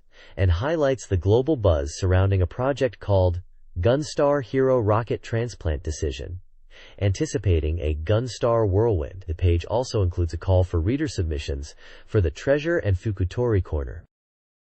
This page features a Magazine Jack segment, where third-party developers take over space to share their news and thoughts. Kogato Studio introduces their PR representative, Fumin, who expresses gratitude for the positive reception of their game, Mega Schwarzschild, and thanks the readers and staff. The studio also announces a new robot action game currently in development called Mad Stalker, promising cool mechs and a radical sci-fi setting, and states their ambition for global market success. Fumin encourages Beep readers to enjoy the autumn gaming season. The section includes humorous comic panels featuring horses, possibly referencing the development process or the listed games, and an illustration of the cheerful Kogato Studio staff. The page also lists the Sega Mega Drive version of Winning Post by Koei, along with its price and scheduled release date. This page features a corner section, a free-form segment allowing developers to share insights, jokes, and production secrets. For the first time, Micronet and Cry are featured. Cry kicks things off by celebrating the completion of Dyna Brothers 2, highlighting the game's surprising success. A comic strip comically depicts the exhausted planning, design, and programming teams struggling to meet the deadline, despite the game being finished. Following this, the Micronet section welcomes readers to a Micronet sightseeing tour, presented as an unexplored dungeon tour. This narrative gives readers a humorous glimpse into the company. The tour guide warns against touching animals/plants and leaving trash, while disclaiming responsibility for accidents, a tongue-in-cheek nod to game bugs and development mishaps. The text describes navigating different levels of the dungeon, touching upon the struggles of the Dyna Brothers 2 team with tight deadlines and the developers working hard. It also mentions an SLG simulation game, seemingly encountering issues, and a fantasy area featuring a clumsy but fighting-loving girl character, likely referencing a game or character in development or released by Micronet. The segment concludes by noting everyone seems engrossed in games and dungeons, and teases upcoming features with Koei and Capcom. This page is an advertisement for Santa, a Sega specialty store. It prominently displays the store's name and address in Tokyo, along with a phone number for inquiries and orders. The page features various sections showcasing their products, including recommended items, new releases, and accessories, all listed with prices including tax. Key highlights include a recommended corner, with games bundled at special prices, like 3 titles for 2,500 or 4,500 yen. There's a new releases section for both standard Mega Drive and Mega CD titles, showing launch dates and prices for anticipated games like Rocket Knight Adventures, Jurassic Park, Street Fighter II+, Gunstar Heroes, and Sonic CD. The bulk of the page is dedicated to extensive lists of Mega Drive and Mega CD games and accessories available for purchase. You'll find popular titles like Streets of Rage, Sonic the Hedgehog, Phantasy Star, Shining Force, and many others, alongside various peripherals like the video unit, cables, and different controllers. The store offers mail order services with instructions on how to place an order and details about shipping fees, noting nationwide delivery with next-day options for certain areas like Kyushu. It emphasizes checking stock and prices by phone before ordering. This page is essentially a comprehensive price list for Sega fans looking to buy games and hardware directly from a specialist retailer. This page is a feature spread dedicated to the upcoming release of Street Fighter II Champion Edition Plus on the Sega Mega Drive. The prominent artwork features Ryu in the foreground, with the imposing figure of M. Bison behind him, capturing the essence of the game's intense battles. The main text celebrates the long-awaited release of Street Fighter II Plus for the Mega Drive, highlighting how Street Fighter II itself revolutionized fighting games and dominated arcades for 3 years. It expresses excitement for this highly anticipated home console port, urging players to be impressed by its completeness. The page showcases key features of the game, including its use of a large 24 megabit cartridge, the ability to play as all characters, the introduction of new special moves, and the series' first group battle mode. A detailed table of contents lists various articles covering the game just before its launch, including a look at the 24 meters power, an assessment of the Plus features, details on the Excite mode, a message from Capcom, and in-depth guides for each character's techniques. It also promises to answer player questions, and includes a special report on a Super Famicom Turbo National Tournament, showing the wider impact of the series. The bottom indicates a release date of September 28th, at a price of 9,800 yen. This page features artwork of iconic fighters Ryu, Ken, E. Honda, Chun-Li, Blanka, and Zangief, announcing the imminent release of Street Fighter II Plus for the Mega Drive. The core focus is the game offering two distinct modes, Dash Mode and Excite Mode. Dash Mode is a faithful port of the arcade's Street Fighter II Champion Edition, providing the full roster of 12 characters and allowing mirror matches. Screenshots showcase its title screen and character select. Excite Mode is presented as an evolved version, boosting speed, incorporating new special moves, and adjusting gameplay balance for more intense matches. The editors recommend this mode, highlighting that it includes 11 levels of speed adjustment from the start. Screenshots display its title screen and more dynamic gameplay. The page notes the impressive detail in the graphics compared to previous versions shown. Trivia mentions the speed in Excite mode requires faster inputs and discourages defensive tactics. This page features artwork of Guile, Dalsim, M. Bison, Balrog, Sagat, and Vega, alongside a large headline proclaiming the strongest 24 mega power. Checkpoint 2 details the series' first group battle mode, unique to this Mega Drive version. This mode offers team battles with variations called match play and elimination. It allows for tactical human versus human play, including handicap matches like 1 vs 6, making for exciting showdowns. Screenshots show the mode selection and results screens. Checkpoint 3 highlights the impressive 24 megabit room capacity, which allowed the inclusion of the arcade version's opening scene. This scene, featuring Ryu and Ken fighting, was often cut from console ports, but is fully reproduced here, adding a nice touch for fans. A screenshot of the ranking screen is also shown, demonstrating the arcade-accurate presentation. This level of detail enhances the experience for players. This page delves into the new Excite Mode features of the game. The most significant highlight is the incredible speed increase, allowing gameplay up to 2.5 times faster than the existing Turbo Mode, measured by timing characters moving across the screen as shown in the screenshots. This speed boost is intended to enhance the strategic reading aspect of versus matches. The page also showcases new character color schemes, specifically for mirror matches in Excite Mode. Screenshots display Ryu and Ken in classic white/red, the dark colors from the Turbo version, and the new brighter Excite colors. Furthermore, Excite Mode introduces critical game balance adjustments, not seen in previous versions. Key changes mentioned include removing hit detection on Dalsim during certain airborne poses, and giving Balrog's turn punch temporary invincibility. These changes, illustrated with screenshots showing Dalsim with an elephant and Balrog fighting Vega, aim to fix advantageous matchups and create a more balanced competitive experience.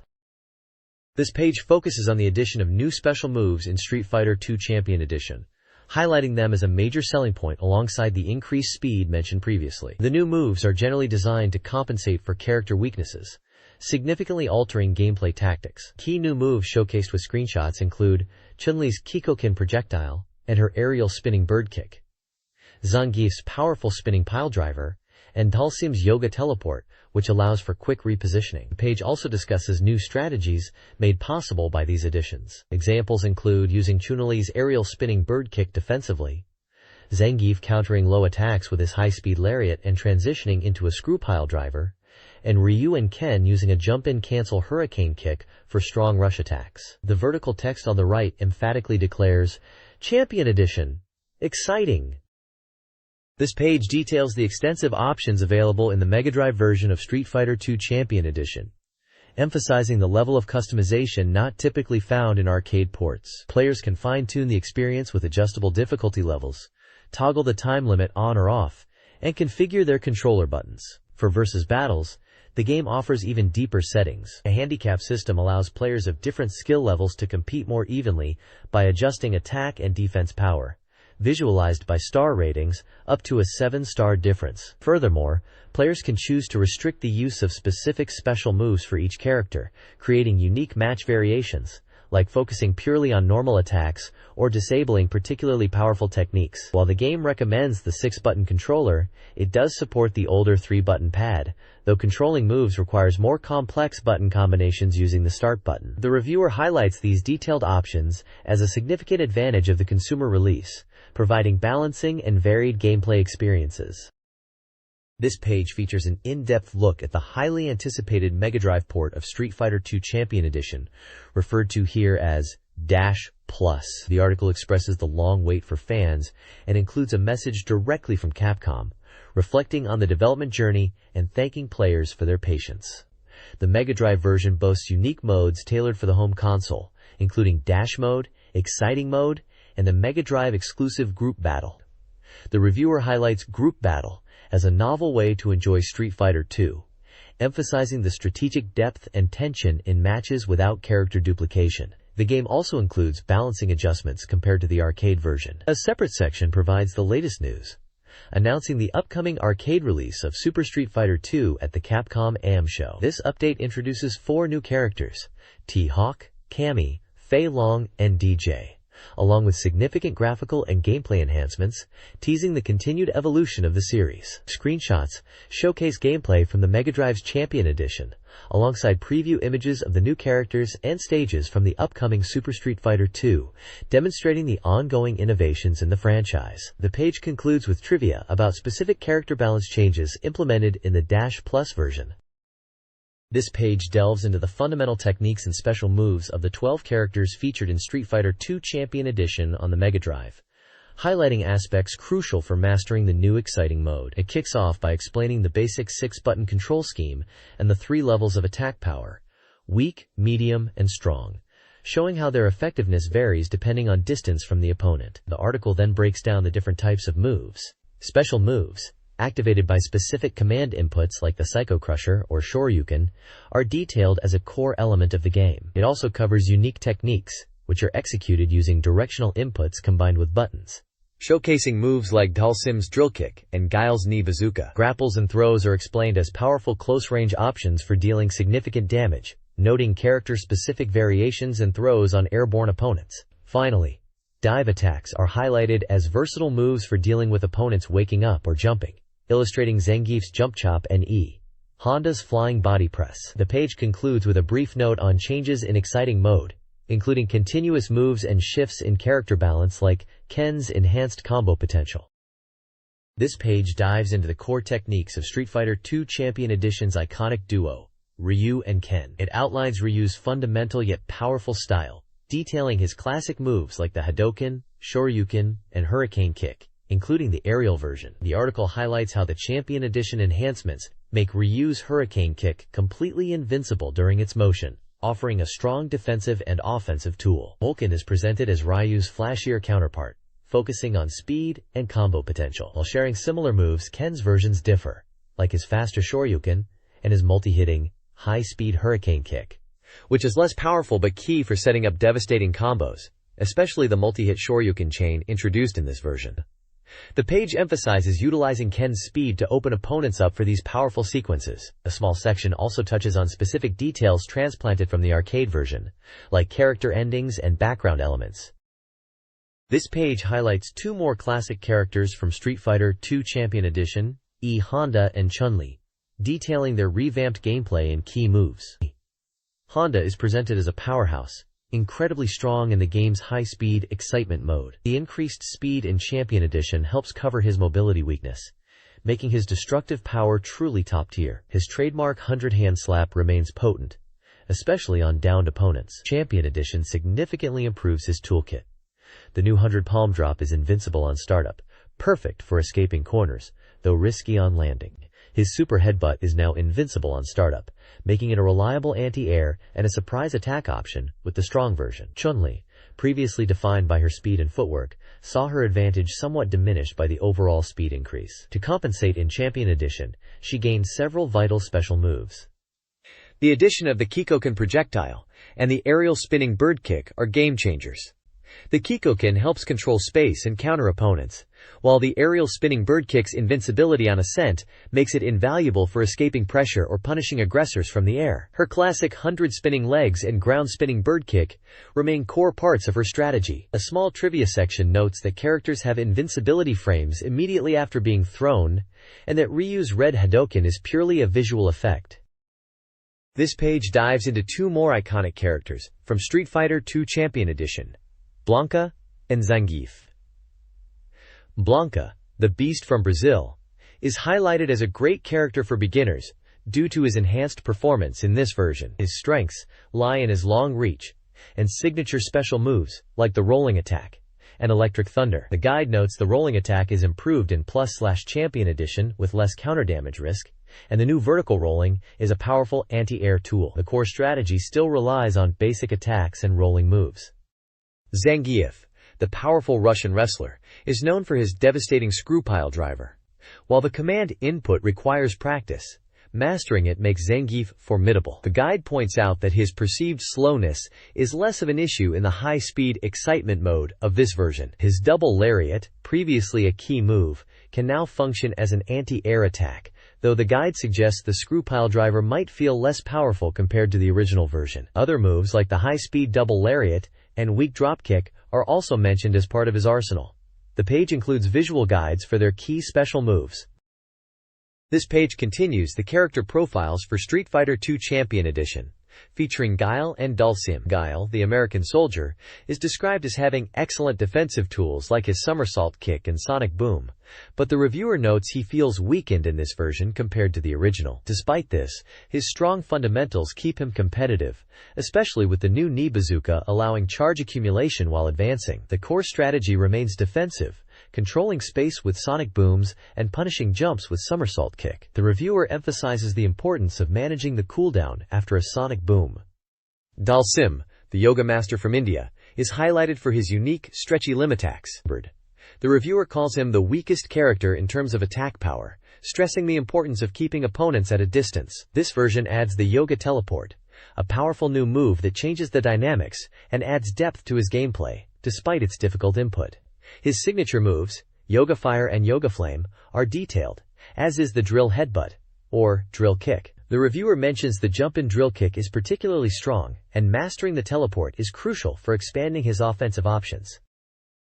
This page continues the Street Fighter II Champion Edition guide, focusing on M. Bison, known as Bison in the Japanese version, and Balrog, known as Balrog in the Japanese version. First up is M. Bison, who the guide surprisingly calls the weakest character, but also potentially the most rewarding if mastered. His strength lies in quickly closing distance, with dash attacks and powerful combos. The reviewer suggests he's a character for skilled players due to the emphasis on reading opponent movements. In Champion Edition, his turn punch gained invincibility during startup, allowing him to pass through projectiles like Hadokens and counter. The turn punch's power varies based on charge time, with the final charge dealing significant damage. The guide details his special moves: turn punch, dash straight, dash upper, and head stomp. Next is Balrog, highlighted for his incredible speed and long-reaching attacks with his claws. His core strategy involves poking from mid-range with claws, and then closing in quickly with jumping kicks. Although his individual moves have low power, and he's vulnerable if his claws are broken, his speed offers potential to be a top-tier character if utilized effectively. The Champion Edition changed his back/input.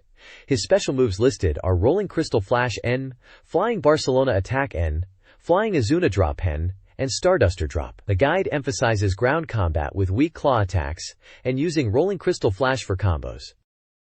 This page continues the Street Fighter II Champion Edition guide, covering Sagat, and the character known internationally as M. Bison, Vega in the Japanese version. First up is Sagat from Thailand, described as an advanced version of Ryu and Ken. His goal is to defeat Ryu, and his special moves are similar but possess far greater destructive power. His anti-air game is strong, with the invincible Tiger Uppercut punishing careless jump-ins.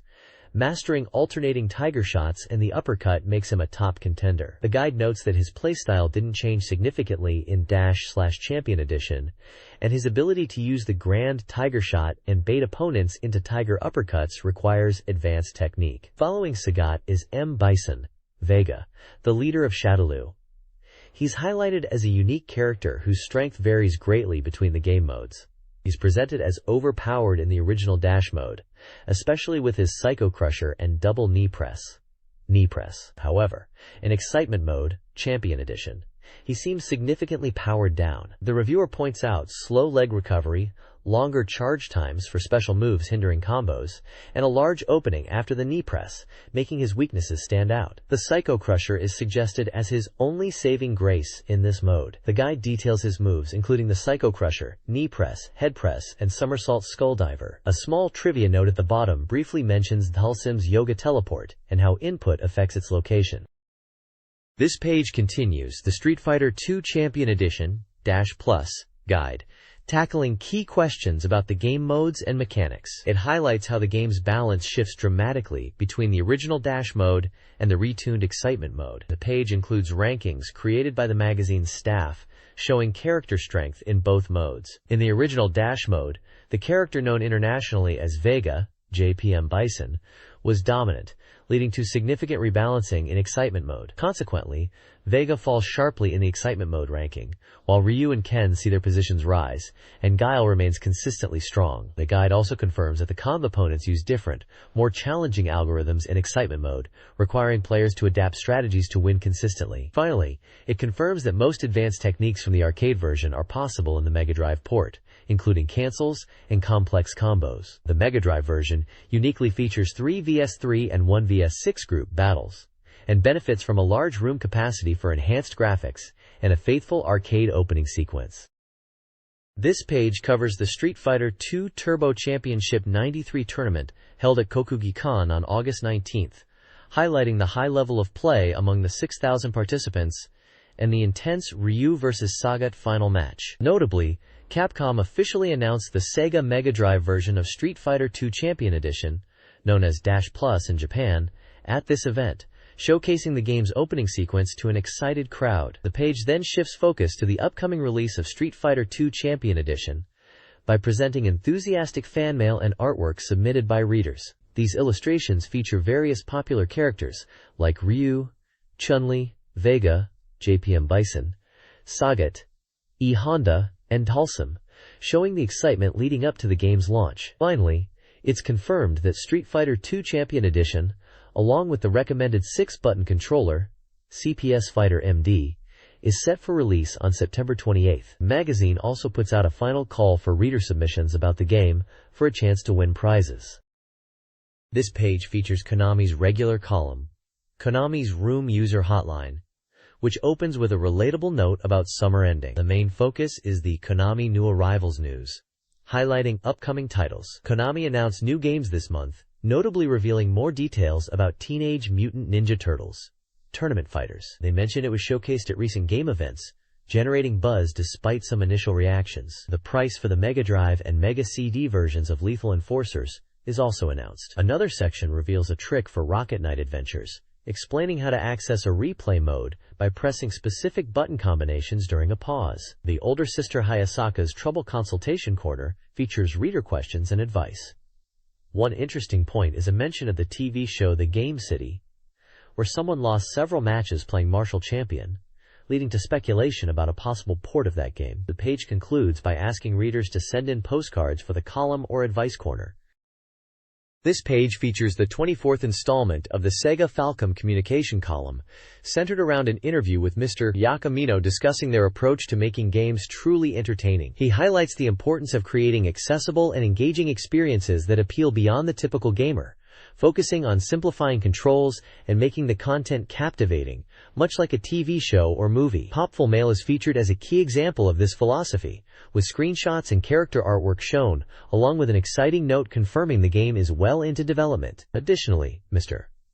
Yano provides commentary on the Jurassic Park phenomenon, specifically touching upon the interactive 3D version. He discusses the influence of CGI and the burgeoning field of interactive entertainment, comparing the reception and market trends in the US versus Japan. He sees interactive movies with elements like multiple endings, exemplified by the Jurassic Park game concept, as a significant indicator of where Klydrom-based gaming and multimedia are heading.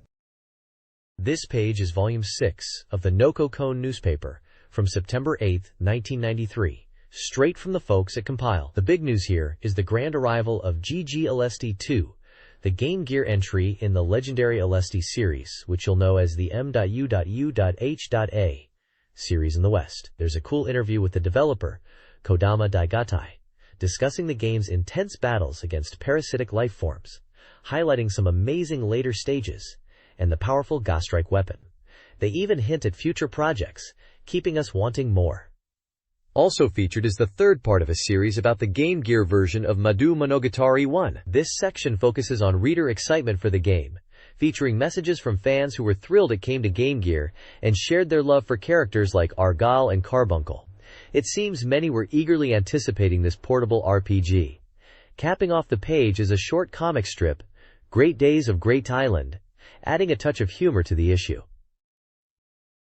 This page dives into the world of Urai Academy with Urai Prospects Volume 5, supervised by the team at Uente.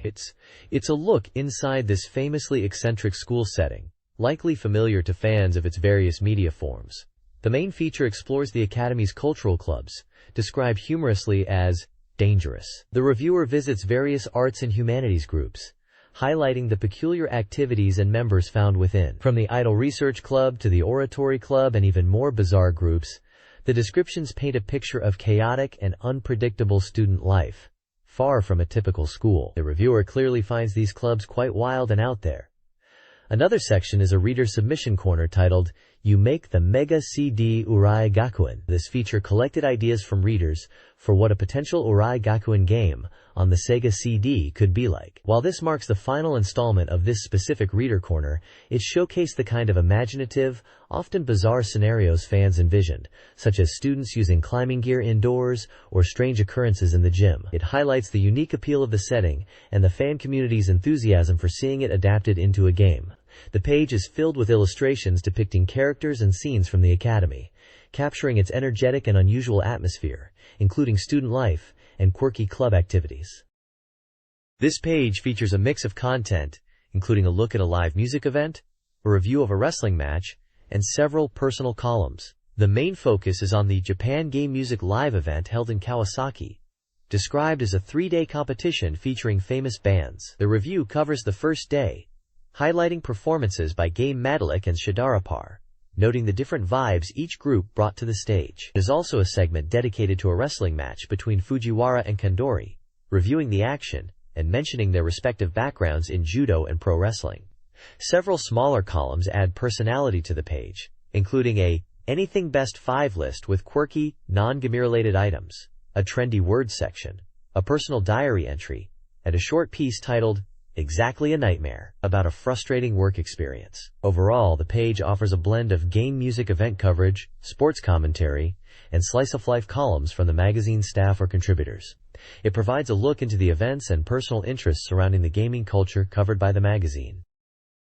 This page features a column by Jam Ojisan, reflecting on the year and the game market. Despite a cool summer for the industry overall, the Mega Drive is noted as being surprisingly energetic with a solid lineup. The column explores the general public's perception of games, which is heavily tied to the Famicom, NES, and specifically presents findings from a survey of two typical office ladies, OLs, about their awareness and image of the Mega Drive compared to the Super Famicom, SNES. The discussion highlights that while they might know characters like Sonic the Hedgehog or games like Puyo Puyo, they don't necessarily associate them strongly with the Mega Drive console itself. The conversation touches on why the Mega Drive isn't as popular with children, and the need for easily accessible, desirable software and broader nationwide distribution strategies to boost its recognition beyond core magazine readers, who show a decent ownership rate. Screenshots of columns and Sonic the Hedgehog are shown alongside illustrations of Sonic and Tails, contrasting the character's recognition with the consoles. The page also includes a section inviting readers to submit questions for Jam Oji-san to answer.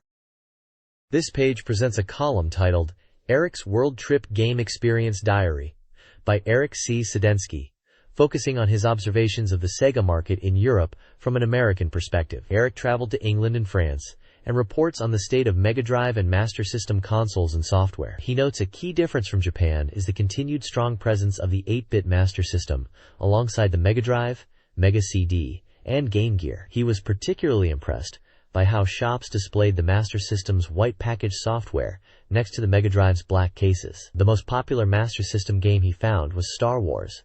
However, the most discussed Sega game in Europe was Night Trap. Eric explains that despite mixed reviews and concerns about its content potentially leading to restrictions on sales to minors, it was reportedly selling out instantly upon shipment. He also observed the popularity of soccer games, especially in England, and was surprised to find an imported copy of J.League Pro Striker in a store. Eric shares his experience attempting to navigate a French Sega magazine, highlighting the language barrier, but finding value in the pictures and English game titles. He mentions Mutant League Football and Street of Rage as popular titles in France. He concludes by expressing a desire for more worldwide simultaneous game releases. And an illustration features a TV character representing the column's theme, showing a map highlighting England and France.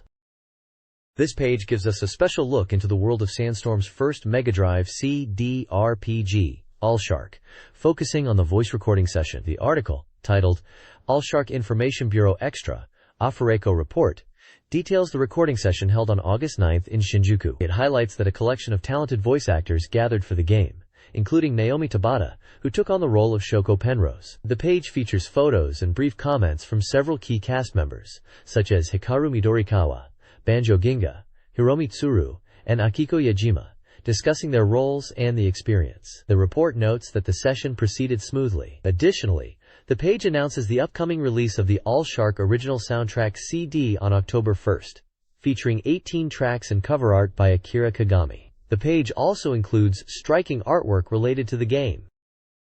This page dives into the world of data storage, explaining fundamental computer units like bits, bytes, kilobytes, megabytes, and megabits. It clarifies the common confusion surrounding the prefixes kilo and mega in computing, revealing they are based on powers of 1024 rather than 1000, which is a key difference from standard units.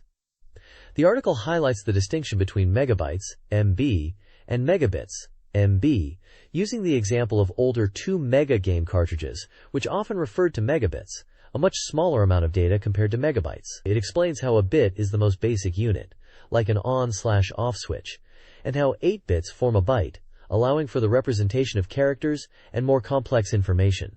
The content puts the capacity of CD-ROMs, around 540 MB, into perspective by comparing it to printed text pages. It also touches upon other storage media like floppy disks and RAM modules, including a photo of a 4 MB RAM card for notebook PCs. While mentioning the term Mega Drive in the introduction, the article focuses purely on explaining these data concepts with visuals of computing hardware and media, rather than specific games. The following page details upcoming game releases for Mega Drive and Mega CD consoles, organized by month from September onward. Mega Drive releases include Gunstar Heroes, Shining Force 2, and Tecmo Super Bowl, among others.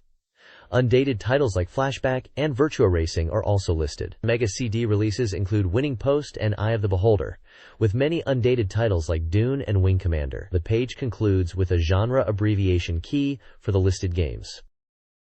This page features the new soft schedule, focusing on Game Gear releases. It lists upcoming titles for October, November, and beyond, including GGLS2, Sonic and Tails, Aladdin, Battletoads, Shin Megami Tensei Gaiden, Last Bible, and Donald Duck's 4 Treasures, showing their tentative release dates, prices, and basic details. Below the schedule is the Soft Maker information section, where various developers share updates. Sega is excited about Sonic CD and the Mega CD's success. Capcom confirms the release of Street Fighter II Champion Edition with new modes. Game Arts reflects on Sylphid and teases their next game, mentioning Urusei Yatsura. Tecmo announces Tecmo Super Bowl for the Mega Drive, detailing its features. Sims apologizes for Vay's release date change, promising an in-depth 3D dungeon experience. Pony Canyon confirms the imminent release of Ad and the Eye of the Beholder. Namco states Rolling Thunder 3's Japanese release is set for October but may be slightly delayed. Other developers like Vic Tokai, Virgin, Koei, Sammy, and Messiah also provide updates on their projects and activities, some with more eccentric messages than others. This page serves as a guide for readers on how to fill out the survey postcard included with the magazine. It details how to provide feedback to the editors, suggest games for porting, and share thoughts on the magazine itself. The survey covers various aspects, including demographic information like gender, age, and occupation, as well as questions about the reader's gaming habits and hardware ownership, such as the number of Mega Drive games they own and which consoles they possess, including the Mega Drive, Mega CD, Game Gear, and other systems like Super Famicom and PC Engine. It also asks which games readers play frequently and which games they are interested in purchasing in the future, listing a wide array of titles across different platforms like Aladdin, Phantasy Star IV, Streets of Rage 2, Sonic the Hedgehog CD, Shin Megami Tensei, Jungle Strike, and Castlevania, Bloodlines. Finally, the page includes a list of winners for the August issue's Reader Contest, who received prizes such as Mega Drive and Game Gear software, along with a small illustration celebrating their success.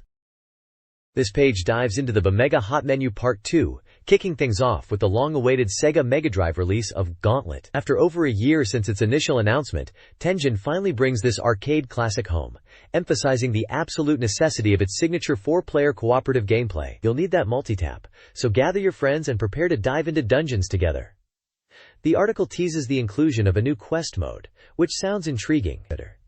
The page also features detailed breakdowns of the 4 iconic heroes: the powerful warrior, the agile Valkyrie, Sheila, the magical wizard, Merlin, and the balanced elf, Questor. Each character's strengths are highlighted with star ratings across key stats, like armor, speed, magic power, and shot/fight power, helping players choose their favorite heroes. This section serves as a vital guide for adventurers preparing to tackle the game's challenges. The page also lists other exciting titles covered in this hot menu feature, including Castlevania, Bloodlines, and Panorama Cotton. This page dives deeper into Gauntlet's new quest mode, revealing its RPG elements. Players gain experience and gold from defeated enemies and treasure, which can be used to improve character stats and level up, adding a strong sense of progression. The mode is described as a labyrinth exploration, where finding paths is key, promising a new kind of fun for players. The page also features a concise, "This is important" section, with screenshots showcasing the game's world map and various dungeon views. A key part of the page is the enemy character encyclopedia, detailing common foes. It provides breakdowns for enemies such as the Ghost, which vanishes upon contact, the ranged attacker Rover, the blinking sorcerer, and the item-stealing thief, offering tactical advice on how to handle each one. The core content provides detailed maps for the water tower, specifically floors B1 through B9. Each floor map is accompanied by strategic tips, guiding players through the layout, highlighting trap locations, and suggesting approaches for navigating this particular tower, which is noted for its unique structure. These maps and tips are essential for any adventurer tackling the challenges within. This page continues its deep dive into the Mega Drive port of Gauntlet, focusing on the climactic battle within the water tower. It details the confrontation on floor B10 against the tower's boss, the mighty white dragon. The key strategy involves targeting the dragon's head, while keeping a safe distance, to evade its devastating breath weapon. Defeating the beast grants access to the water emblem. Firing upon this emblem breaks one of the 4 seals blocking entry to the main castle. To proceed, adventurers must then conquer the earth, fire, and wind towers to break the remaining seals. The game features a password save system for recording progress. The article enthusiastically praises the Mega Drive version of Gauntlet, a faithful port of the 1985 arcade classic. It highlights the inclusion of 2 new modes: Battle Mode, allowing player versus player duels, and Quest Mode, which injects RPG elements like story and character growth, extending the game's longevity. This adaptation is hailed as a potential Mega Drive masterpiece. A message from the developers teases exciting upcoming content for Quest Mode, promising new items, characters, and maps. This page dives into the highly anticipated Sega Mega Drive title, Vampire Killer, known internationally as Castlevania Bloodlines. The article expresses excitement for the game, noting it's currently under development, but shows promising graphics and gameplay based on revealed screenshots. It provides historical context, referencing the defeat of Dracula in 1897 and the setting of the game in 1914 amidst the backdrop of World War I, where vampires are secretly plotting world destruction. A significant focus is placed on the game's 2 distinct protagonists, John Morris, wielder of the legendary vampire killer whip, and Eric Lecard, who utilizes the versatile Alucard spear. The page details their unique fighting styles and movement options, highlighting John's classic whip attacks and Eric's ability to attack in multiple directions and perform high jumps using his spear. Screenshots illustrate various abilities, showcasing their different attack ranges and movement techniques, including attacking while hanging from platforms or performing unique upward and downward attacks. The article emphasizes that players can choose between these 2 characters, each offering a different gameplay experience. It positions the game as a battle between 2 vampire hunters and the forces of evil. This page gives us a closer look at the initial stages of Castlevania Bloodlines. Stage 1 takes us to Dracula's castle, a familiar battleground for the Belmont clan now overrun by resurrected monsters. The front yard section focuses on exploration and power-ups, notably featuring crows that react to the protagonist. Inside the castle interior, you'll face classic foes like skeletons and bats. The text hints at the final enemy awaiting at the top. Screenshots show the gothic environments, encounters with zombies, and a striking image of a giant skeleton holding a formidable scythe or guillotine, described as capable of cutting through monsters, likely the boss of this stage. Stage 2 shifts the setting dramatically to the mysterious sunken ruins of Atlantis, which have risen from the sea. This stage introduces a unique mechanic, rising water that threatens to submerge the protagonist, forcing players to constantly ascend. The connection between Atlantis and the vampire threat is pondered, with monsters confirmed to inhabit the ruins. Screenshots depict the watery environments, encounters with strange creatures, and a giant statue boss whose initial invincibility is overcome by targeting its head. Another boss is mentioned later, described as a body part that collapses but is not weak. A note from the developers reveals some of the challenges faced during production, including a hard disk crash and staff illness, but confirms work is progressing well on the final parts of the game, including demon purification elements. They ask players to look forward to the finished product. This page introduces Dinobots 2, a cute but sometimes scary dinosaur story simulation game. The development is 80% complete and includes a 2-player battle mode. The game, a sequel to the original Dinobots, features significantly improved controls and introduces varied natural phenomena, some controlled by the player, others occurring randomly. Story demos are included after clearing stages to build a stronger connection with the dinosaurs, giving the feeling of being a pet owner or animal breeder. Core gameplay revolves around breeding dinosaurs from the egg, which represents the player as a creation god protecting Earth and its dinosaurs from aliens. Dinosaurs have their own will, but players can use commands to influence their actions, like focusing on breeding or movement. Miracles, powered by the player's energy, can trigger environmental changes like rain or sunlight, crucial for dinosaur survival. But overuse can be detrimental. Stages also feature sudden, unavoidable catastrophes, like volcanic eruptions or desertification, testing the player's ability to adapt and minimize damage. The developers state the game is vastly more engaging than the first, with features like genetic manipulation allowing for the creation of superior dinosaurs. This page focuses on Panorama Cotton, an exclusive Mega Drive title from Success. This 3D shooting game, featuring the same staff as the original Cotton arcade game, boasts impressive, smooth visuals, a highlight attributed in part to a programmer who worked on the X68000 Star Wars 3D shooter. The article describes how the game takes the world of the arcade cotton and transforms it into a three-dimensional experience. Key gameplay features include a life meter, an experience system for power-ups, adjustable speed, and the character duo Cotton and Silk, who acts as an option. Magic also returns, with 6 different types available by collecting crystals. Screenshots showcase the game's unique perspective, varied enemies designed to fit the Cotton universe, and the detailed processing of 3D elements. Boss battles are highlighted for their impressive 3-dimensional attacks, with visuals from Stage 1 and Stage 2 bosses shown. There's even a Tea Time bonus stage awarded after defeating bosses, featuring objects flying from the front. The game is stated to be 70% complete and is a one-player-only experience. The developers express confidence in the game's progress, targeting a release later in the year. This page features Nobunaga's Ambition, Zenkokuban, National Edition, nearing release.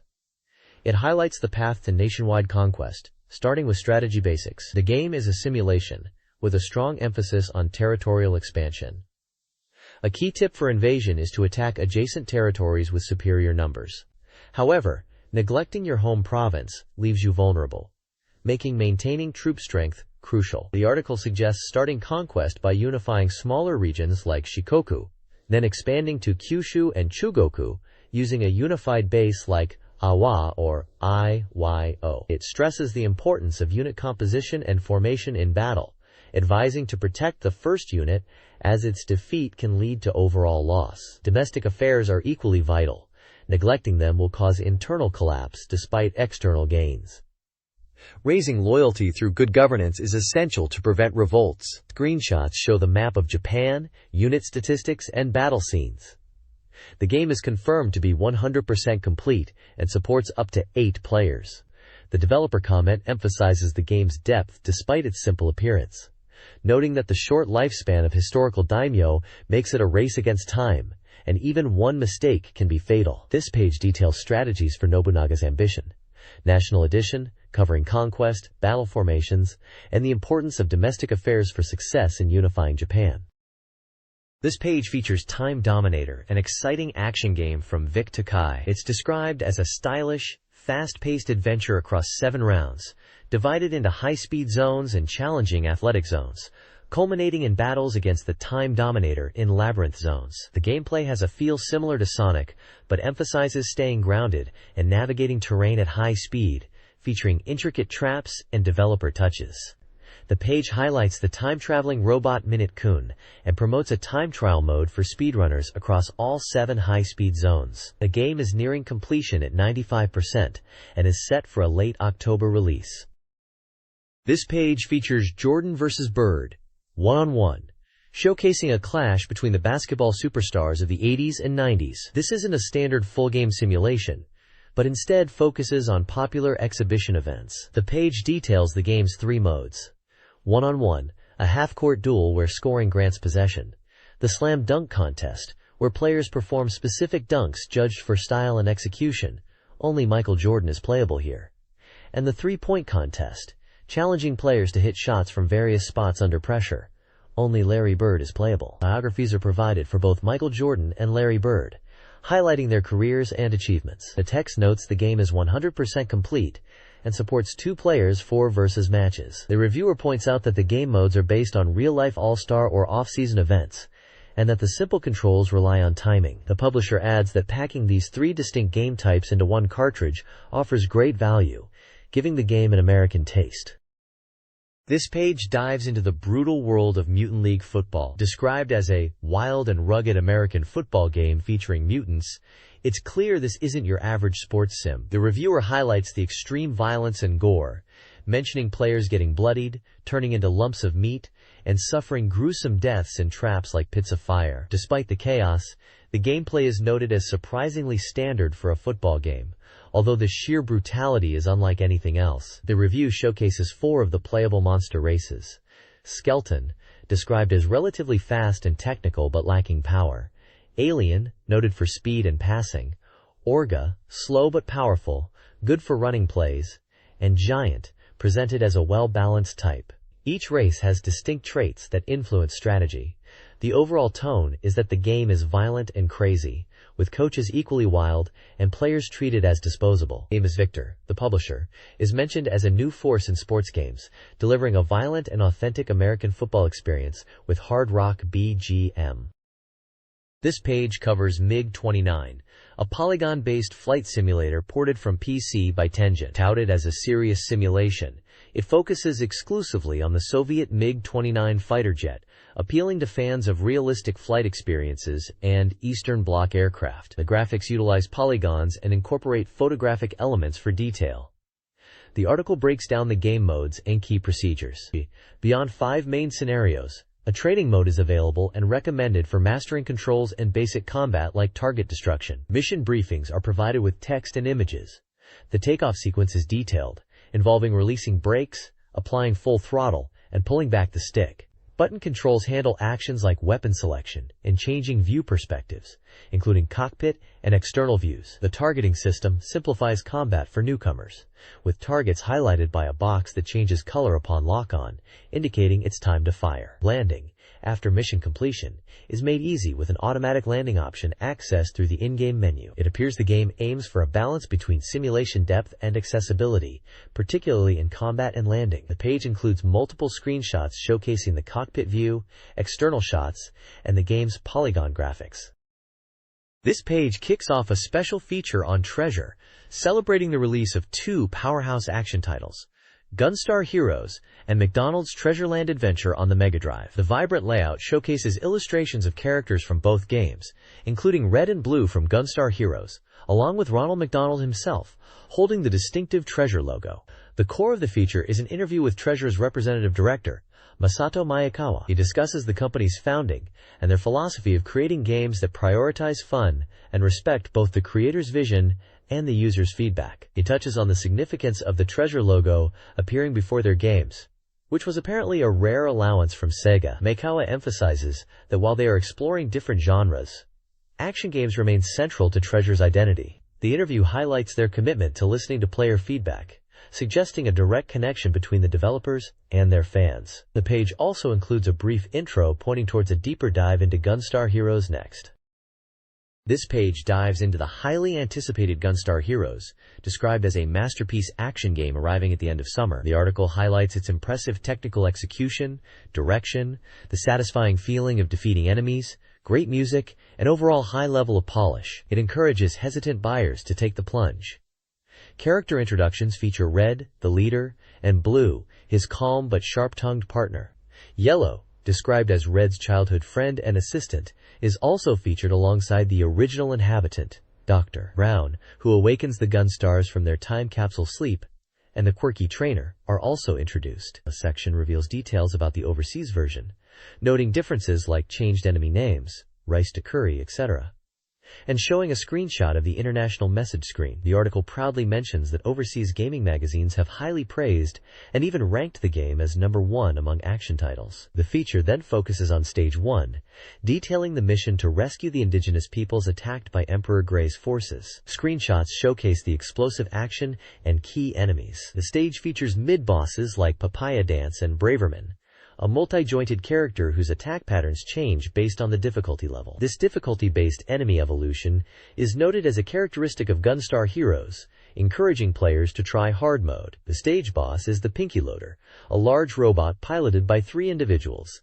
Kane, Kotaro, and Tam, who utilize different attack patterns. A humorous panel depicts Pink, Kane, and Kotaro after a likely defeat. This page continues the in-depth look at Gunstar Heroes, moving on to the action-packed Stage 2, titled Imperial Army Cadre Green, Yellow's Sorrow. This stage sees the heroes pursuing a stolen secret and confronting Green, a former ally. The highlight here is the boss, Seven Force, a technical marvel with multiple transforming forms that reportedly took a month to program, offering a complex and challenging fight. The stage itself features intense high-speed scrolling action with enemies that can even run on the ceiling. Smashmaster also makes frequent appearances throughout this stage. The feature then moves to Stage 3. Peerless Strength, G.I. Orange appears, set on a giant airship. Following the events of Stage 2, the heroes chase the airship, encountering the mid-boss Swapping Leg and the powerful main boss, G.I. Orange. G.I. Orange is the airship captain and is depicted with immense strength, capable of hanging onto a spinning helicopter propeller. The page includes screenshots of the stage's platforming and boss encounters. A dedicated column highlights the game's throwing mechanic, noting that while gun attacks are often the focus, throwing enemies offers a hidden, satisfying, and powerful way to deal with foes. Another small section pokes fun at the UFO enemy, explaining that while the large ones can be thrown, it doesn't damage them directly, but they can be used as projectiles against other enemies. This page continues the deep dive into Gunstar Heroes, covering the game's later stages. Stage 4, set within the Imperial Army's fortress, introduces a unique board game-like progression leading up to the boss, Black. This stage features memorable encounters with enemies like the bouncing melon pan and the snake-like Valvalion. Plus, the close-quarters fight against Curry Rice, where only throwing attacks are effective. Black himself utilizes dice rolls to determine his attack patterns, adding an element of chance to the fight. The feature then moves to the dramatic climax in Stage 5. This stage is a relentless boss rush, where the heroes must defeat multiple previous bosses before confronting the final villains, Emperor Grey, and his formidable subordinate, Smash Great Colonel. The narrative highlights the theft of the secret stones and the capture of Yellow by the Imperial Army, setting the stage for the final showdown. Humorous comic panels punctuate the feature, showing the heroes reacting to the chaotic events, including Yellow's predicament and the final battle's surprising outcome. Smash Great Colonel is shown in both his flying and flamethrower modes, proving a challenging final boss encounter. This page continues the deep dive into Gunstar Heroes, covering the thrilling final stages. Stage 6 plunges the heroes back into outer space for another encounter with the shape-shifting Seven Force. The highlight here is the battleship's core, defended by the guard device, which transforms into 3 distinct boss forms: Unit of Hammer, Unit of Dragon, and finally Unit of Runner, each showcasing unique and impressive movement patterns. Stage 7 brings the action to the enemy headquarters for the climactic finale. This stage is packed with intense battles against foes like the numerous Duck Battalion and the formidable Kane. The heroes even get to pilot the massive pink Crabster mech briefly. The narrative reaches its peak as the heroes pursue Emperor Grey for the final showdown. A column on the page praises the game's exceptional sound design, noting its surprising depth and impact, with satisfying sound effects and memorable background music that stands out even when listened to independently. The feature concludes by teasing the content of the next page, hinting at something called McDonald's. This page delves into the whimsical world of McDonald's Treasureland Adventure, a charming platformer starring Ronald McDonald. The article highlights the game's vibrant presentation and the appeal of its cast of McDonald's characters, including Grimace and Birdie, suggesting the adventure begins with finding a map. Stage 1, the Magical Forest, is described with its bright colors, sharp graphics, and dynamic background changes that make the environment feel alive. Players will encounter enemies and navigate platforms, with a handy shop run by Ronald himself, available to purchase items using collected money. The first boss encounter is against McCarlan and the smaller McCarlan Jr., where the strategy involves attacking while they pause to eat gems. Moving on, Stage 2, the Magical Town, sees Ronald riding a train, getting involved with a circus, rescuing Birdie, and navigating through a snowy environment after emerging from a tunnel. The town leads to the next major challenge. A notable feature is the inclusion of a minigame, a puzzle similar to Tetris and Columns, offering a way to earn rewards by matching blocks. The boss for the Magical Town stage is the Babylonian, a large mech encountered on a rooftop. This boss targets Ronald's collected gems, requiring players to dodge its attacks and find opportunities to climb onto it by grabbing handles on its sides. The page emphasizes the fun and engaging nature of these encounters and the overall adventure. This page continues the journey through McDonald's Treasureland Adventure, detailing later stages of Ronald McDonald's quest. It highlights the game's progression through diverse and imaginative environments. Stage 3, the Magical Sea, presents a vast aquatic challenge. Here, Ronald must navigate the treacherous waters, facing cannon fire and other obstacles aboard a pirate ship. The stage culminates in a boss battle against Jewel Eater, a peculiar pirate character encountered high up on the ship's mast. Following the sea adventure, Stage 4 takes Ronald to the Magical Moon. This cosmic level features reduced gravity, adding a unique platforming challenge. The goal involves repairing a spaceship, leading Ronald to encounter strange alien structures and a UFO. The stage commentary humorously points out the perceived, advanced, but peculiar science of the aliens. The final boss discussed on this page appears to be Barabara, a multi-headed creature, noted for its surprising strength. The page maintains its enthusiastic tone, showcasing the game's colorful graphics, varied gameplay mechanics, and memorable boss encounters. It also includes small character illustrations, offering lighthearted commentary on the game's events. This page shifts focus to the development teams behind both Gunstar Heroes and McDonald's Treasureland Adventure, capturing their feelings and highlighting memorable scenes from the games. The Gunstar Heroes team, including programmers and sound staff, share their thoughts. One programmer mentions the title logo animation as the very first program written for the game. Another talks about the challenge of creating sound effects using FM synthesis, and highlights the Arch and Force boss in Stage 2. The sound designer recommends the melancholic melody and graphics of the beautiful sunset in Stage 5. For McDonald's Treasureland Adventure, the team discusses various favorite moments. One designer likes the Barabara boss from Stage 4, noting that the graphic wasn't initially planned to be so detailed. Another programmer reveals that the life-restoring item was originally a hamburger before being changed to a jewel. The team also jokes about development challenges and the difficulty differences between the Japanese, US, and European versions. The page also features a prize giveaway contest for special treasure-themed phone cards. A cartoon character is shown happily drinking coffee, alongside images of Gunstar Heroes and McDonald's Treasureland Adventure merchandise. The character encourages readers to buy multiple copies of the games.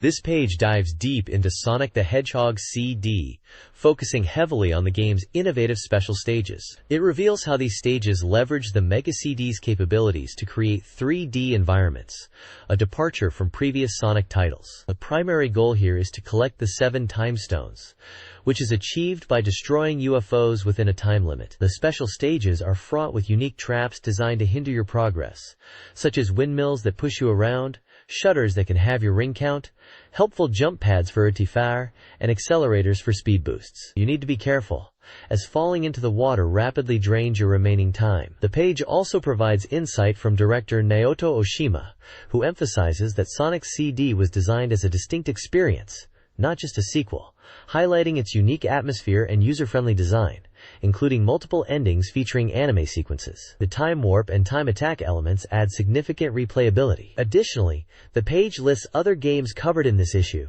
such as Lethal Enforcers, Popful Mail, and Shin Megami Tensei, showcasing the breadth of upcoming Mega CD titles.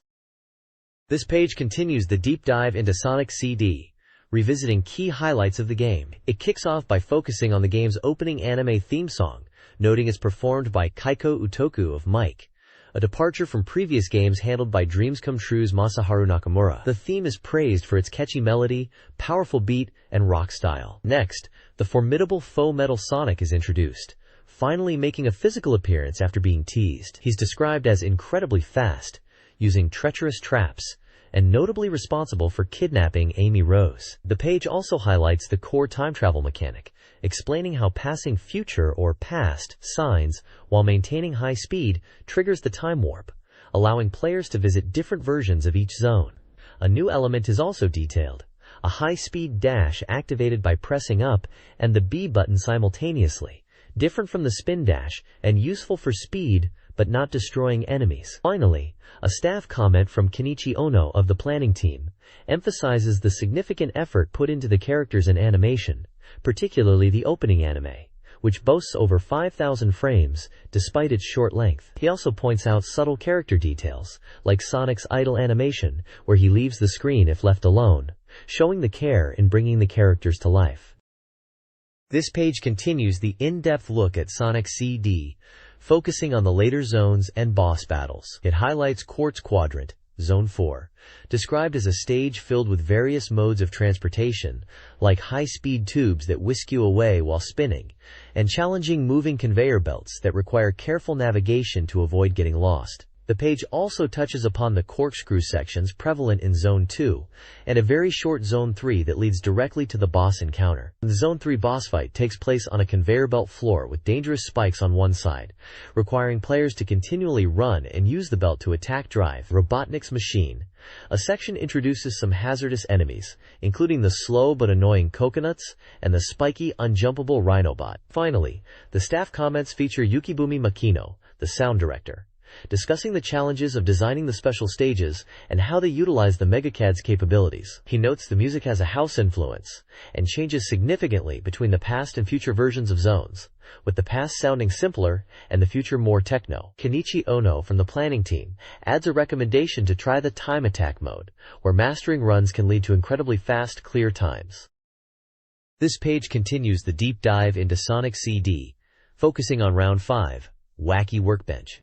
This factory-themed stage is highlighted for its numerous surprising mechanical traps that require careful attention to avoid getting stuck or defeated. The entire zone is noted as being quite large.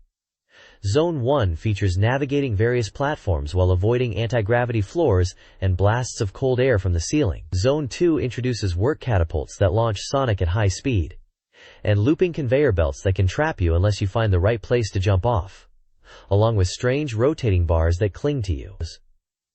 Zone 3 offers many rings in the air, but also presents dangerous spiky enemies that are invulnerable when extended.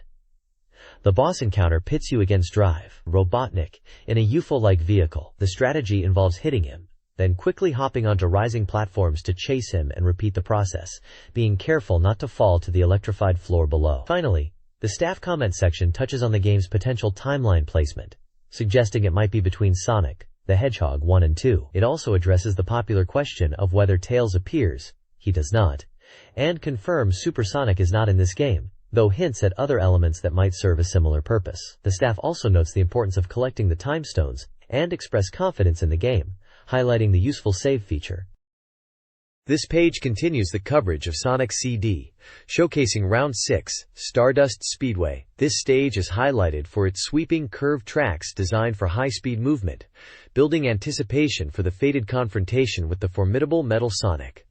Zone 1 begins with a starry sky setting, featuring dash panels that provide rapid acceleration. Zone 2 introduces tricky smaller enemies that shouldn't be underestimated, along with tubes for fast travel and cannons for traversal. Zone 3 sets a dramatic scene with a vibrant sunset, leading into the boss encounter. The boss fight is a dual attack featuring both Drive Robotnik and Metal Sonic. After dealing with Robotnik's initial assault, players engage in a high-speed race against Metal Sonic, where precise controls and careful navigation of slopes are crucial for victory. The page also announces a Sega-sanctioned time trial championship focused on achieving the fastest time in Round 1 Zone 1. Additionally, there's a special prize draw offering original production cells from the game's visual anime sequences. This page dives into Thunderhawk, the explosive 3D action shooter hitting the Mega CD. Developed by the well-regarded Core Design, this title puts you in the cockpit of the powerful Thunderhawk helicopter as part of the elite Merlin unit, tasked with tackling global terrorism. The core gameplay loop is presented clearly. Receive mission briefings, execute directives to destroy specific targets, and then undergo a debriefing to receive evaluation and honors before moving to the next area. The game boasts varied environments and challenging missions. Screenshots showcase the briefing map, the intense cockpit view with target tracking, the action mid-flight with explosions, and the detailed debriefing screen showing mission stats. The content highlights the game's technical achievements, specifically mentioning the impressive scaling and rotation effects utilized to create the 3D environments and action, setting it apart from typical 2D shooters of the era. It emphasizes that while the objective is straightforward destruction, the presentation and mechanics are designed to be engaging and exciting. This page serves as your essential guide to mastering the AH-73 Thunderhawk, the cutting-edge attack helicopter featured in the game. It provides key specifications for the aircraft, emphasizing that, while it takes practice to fly effectively, becoming proficient makes it feel like an extension of your body. You're encouraged to learn the controls thoroughly before missions begin. A detailed breakdown of the cockpit instruments is provided, explaining the function of the altimeter, compass, weapon ammo display, damage indicator, radar, showing enemy aircraft, missiles, and vehicles, and the monitor displaying the operational area. Pay close attention to the warning lamp and sounds, especially for incoming missiles. Ignoring them is highly ill-advised. The command expects not only mission success, but also your safe return. Basic controls are outlined, covering directional movement with the DPAD and ascent/descent by holding the DPAD up or down with the C button. Button A is for firing, including the unlimited chain gun, while button B selects your special weapons like rockets and bombs, stressing the need for calm precision during selection. Finally, the page showcases the diverse range of targets you'll encounter, from enemy helicopters like the Defender and Hokum, and aircraft like the Su-25 Frogfoot, to ground threats such as tanks, artillery, missile launchers, and AAA, as well as naval targets including mine layers, gunboats, and even submarines. Screenshots throughout the page highlight the cockpit view and various enemy engagements. This page dives into the varied missions you'll face in A3 Thunderstrike. The title declares, "There are 10 missions assigned to you," highlighting the scope of the campaign. The layout features a world map focusing on Eastern Europe, South America, and Central America, indicating different theaters of operation. Text under the Eastern Europe map notes that each region contains 3 to 7 operations, offering a balanced difficulty progression. A section titled, "There are demos here too," points out the sharp and smooth mission start demos, praised for their cool visuals that never get old. Detailed mission descriptions are provided for South America and Central America. The South America operation, titled Weapon Outflow, tasks you with severing terrorist supply lines and destroying weapon factories. This region features 5 mission types: attack, ambush, pursuit, facility destruction, and training. The Central America operation, titled Urban Liberation, involves freeing a city overrun by a terrorist group. This mission emphasizes the presence of civilians and the need to minimize damage to non-target buildings. Precise actions and attacks are crucial against fierce enemy resistance. A smaller section under Central America titled Destroy the Hut describes pursuing retreating terrorists and wiping them out to restore peace, noting that civilian residences should not be destroyed. Overall, the page showcases the diverse objectives and strategic elements required in A3 Thunderstrike's regional campaigns. This page details more of the diverse missions in A3 Thunderstrike, building upon the previous descriptions. First up is the S.China Seas operation, where your mission is to ensure the safety of shipping and eradicate a large pirate fleet. While visibility is good over the open sea, making you an easy target, the text and screenshots show intense battles, highlighting the enemy ships and calling out, "It's big!" and "Target practice!"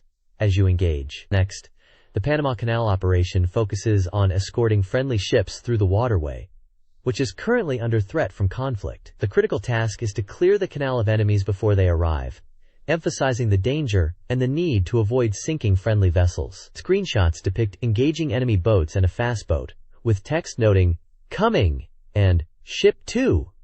suggesting challenges from various enemy types. Finally, a section titled Other Operations reveals there are 6 additional missions spread across Southeast Asia, the Middle East, Eastern Europe, and other global hotspots. These missions are described as highly dangerous, with no guarantee of survival, but express confidence that a pilot who has made it this far can complete them. The page is capped off with the prominent game logo, A3 Thunderstrike.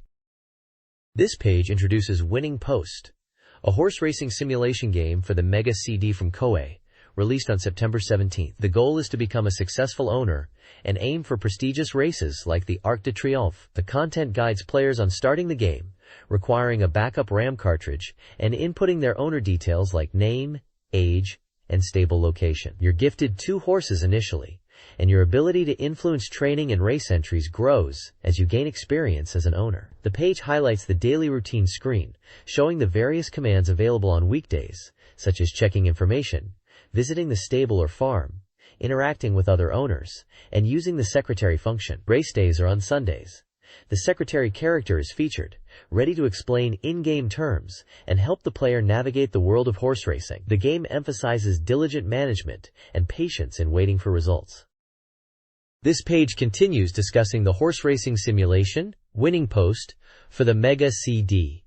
It details the process leading up to a horse's race. When a race approaches, you receive a call from the trainer to confirm the entry and pay registration fees. You can decline if the race isn't suitable or the horse is in poor condition, and even change the jockey if you're not happy. The page also highlights August as auction month, where where yearlings are sold. You can attend the auction with your trainer if you have enough funds.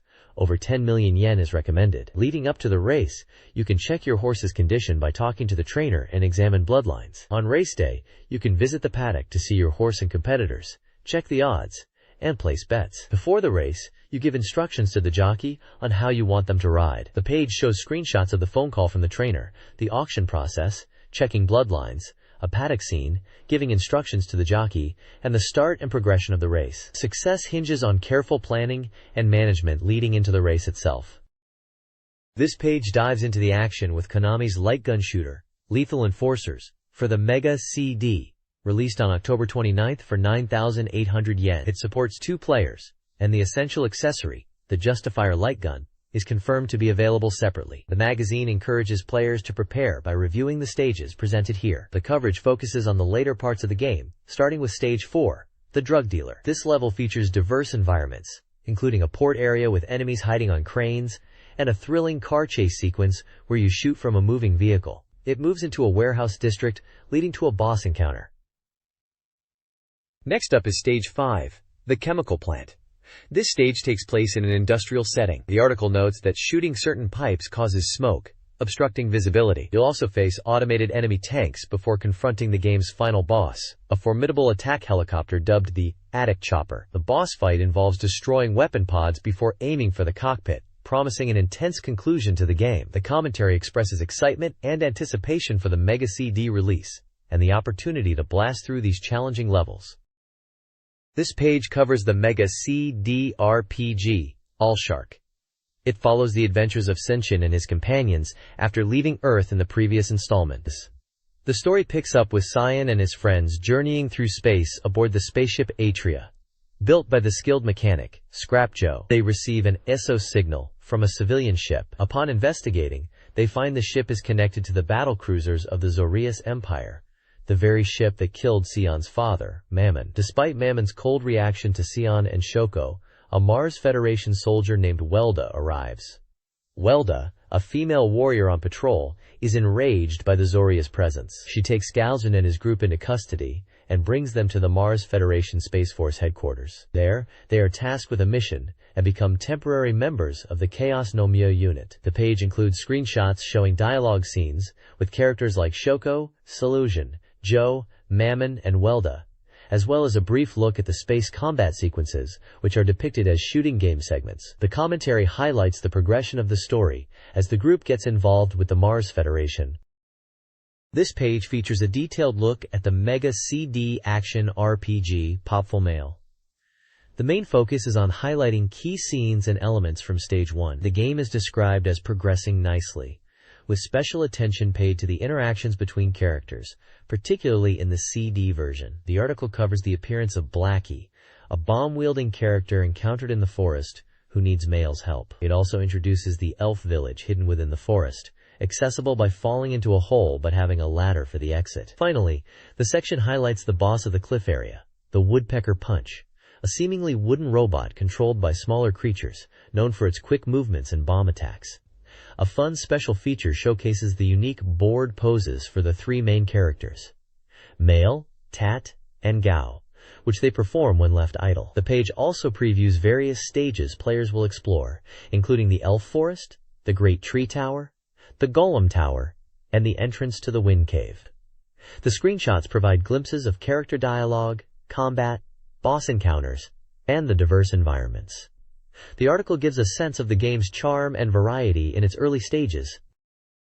This page features a detailed look at the Mega CD version of the classic RPG Might and Magic 2 Eyes, Isles of Terra. Touted as one of the world's top RPGs, the article highlights the game's beautiful graphics on the Mega CD, capturing the distinct feel of overseas games. The opening visuals are praised, and a completion gauge shows the game is 80% finished. The adventure takes place across the diverse Isles of Terra, featuring everything from lush green islands to deserts. Players must prepare well for exploring new islands, as monsters lurk not only in dungeons and fields, but even in towns. The article warns that small mistakes can be fatal in this world. Screenshots showcase various locations, the impressive opening sequence with fighting knights, a close-up of a minotaur, the party status screen, useful for checking character status, the entrance to the town of Fountainhead, a dungeon filled with traps and monsters like snakes, a field area featuring a mysterious well, a volcanic field area, and the entrance to a ruined castle. The text emphasizes checking details, like wells and statues in the field, and ruined castle areas, as they might hide items, events, or clues. Dungeons are noted as being generally more dangerous than field areas. This page focuses on the Mega CD port of the cult hit RPG Shin Megami Tensei.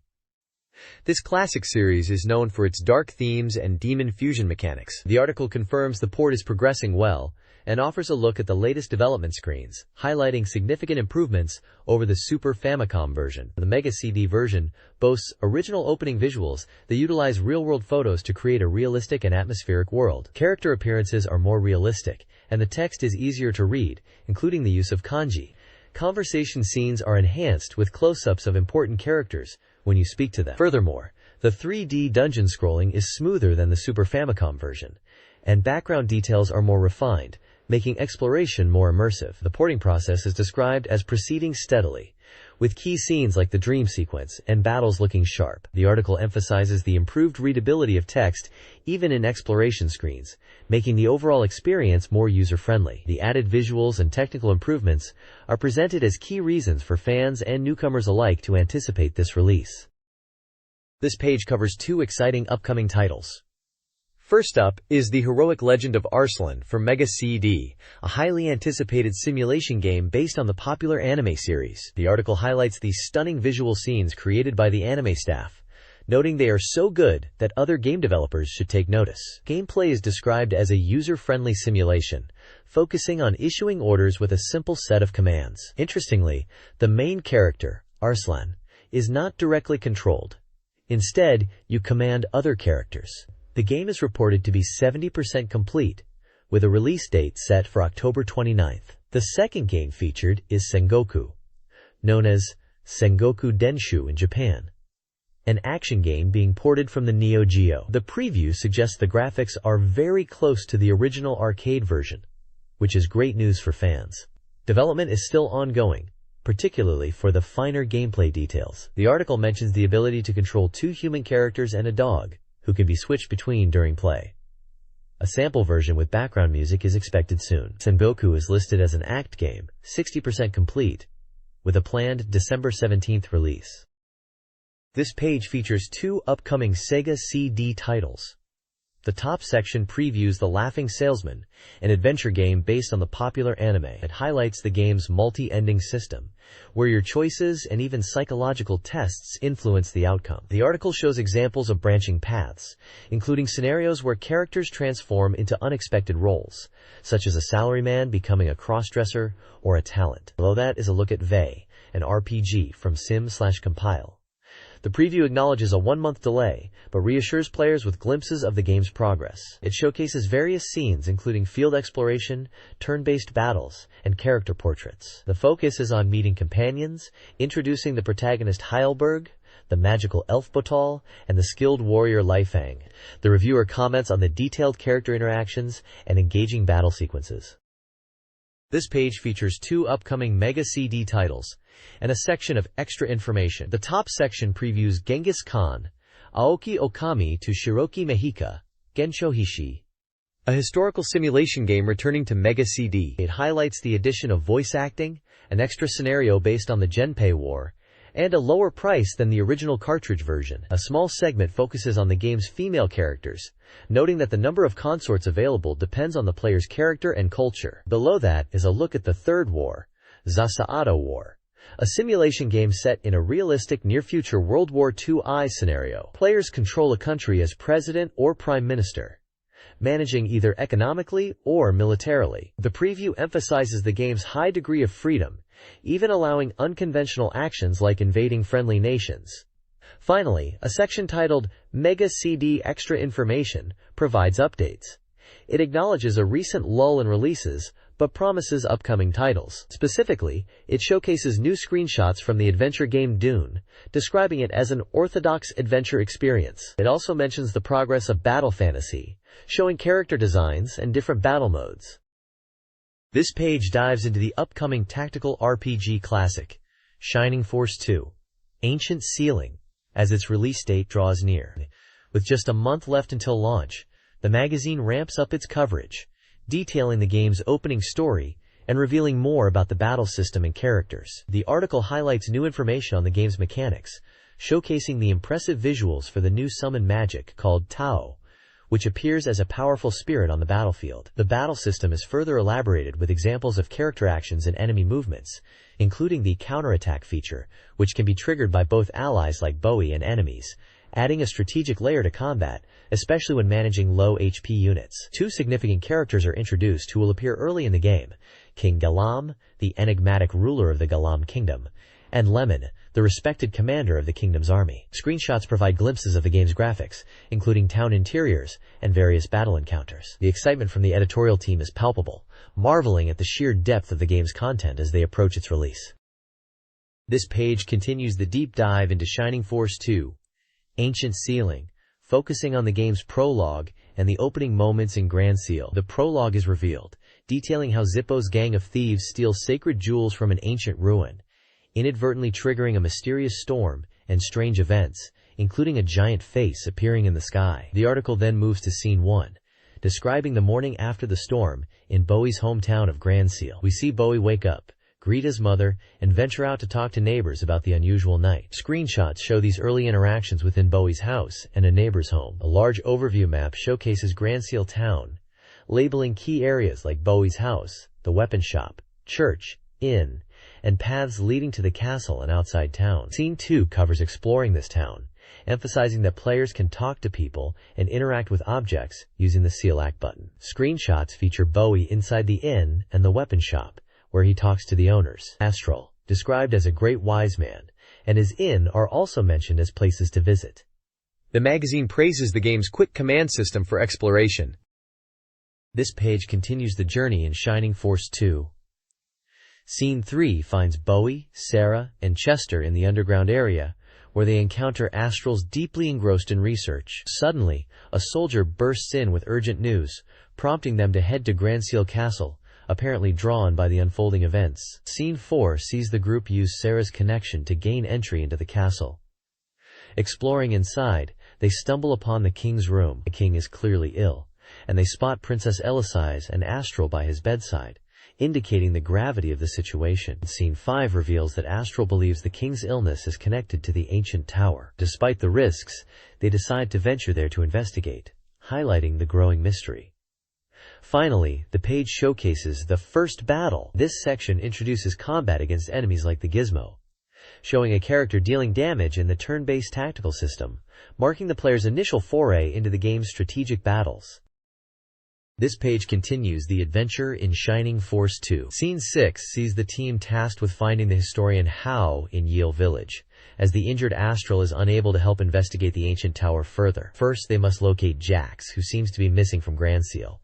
After searching the town, they find Jax just in time for the second battle. This fight is highlighted as being tougher than the first, introducing new enemy types like large rodent-like creatures and centaurs. Bowie's action-oriented style is noted as important here. A brief section suggests taking a detour to explore before heading to Yale, hinting at finding hidden spots or mysteries. Scene 7 brings the team to Yale Village, where they ask about Hao Ade.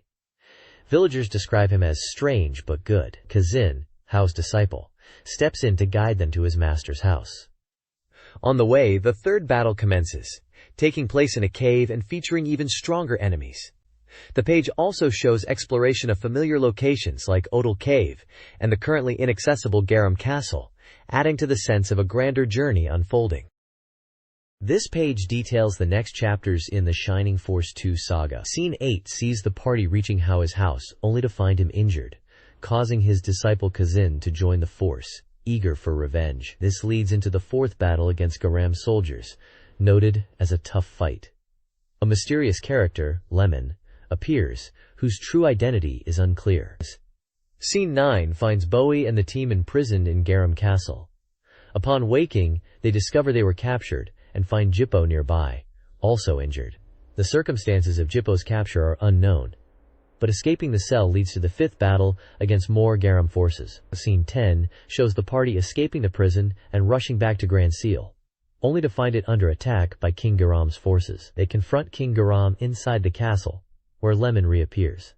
King Garam reveals he has taken Princess Elalise, an astral hostage. After a tense standoff and battle, the team manages to rescue the hostages and escape Grand Seal by boat, heading towards the continent of Parmesia, leaving behind a crumbling Grand Seal. The adventure continues as the mystery deepens. This page covers a real-life Mahjong tournament, the Mahjong World Cup and Mahjong Toryumon release commemoration.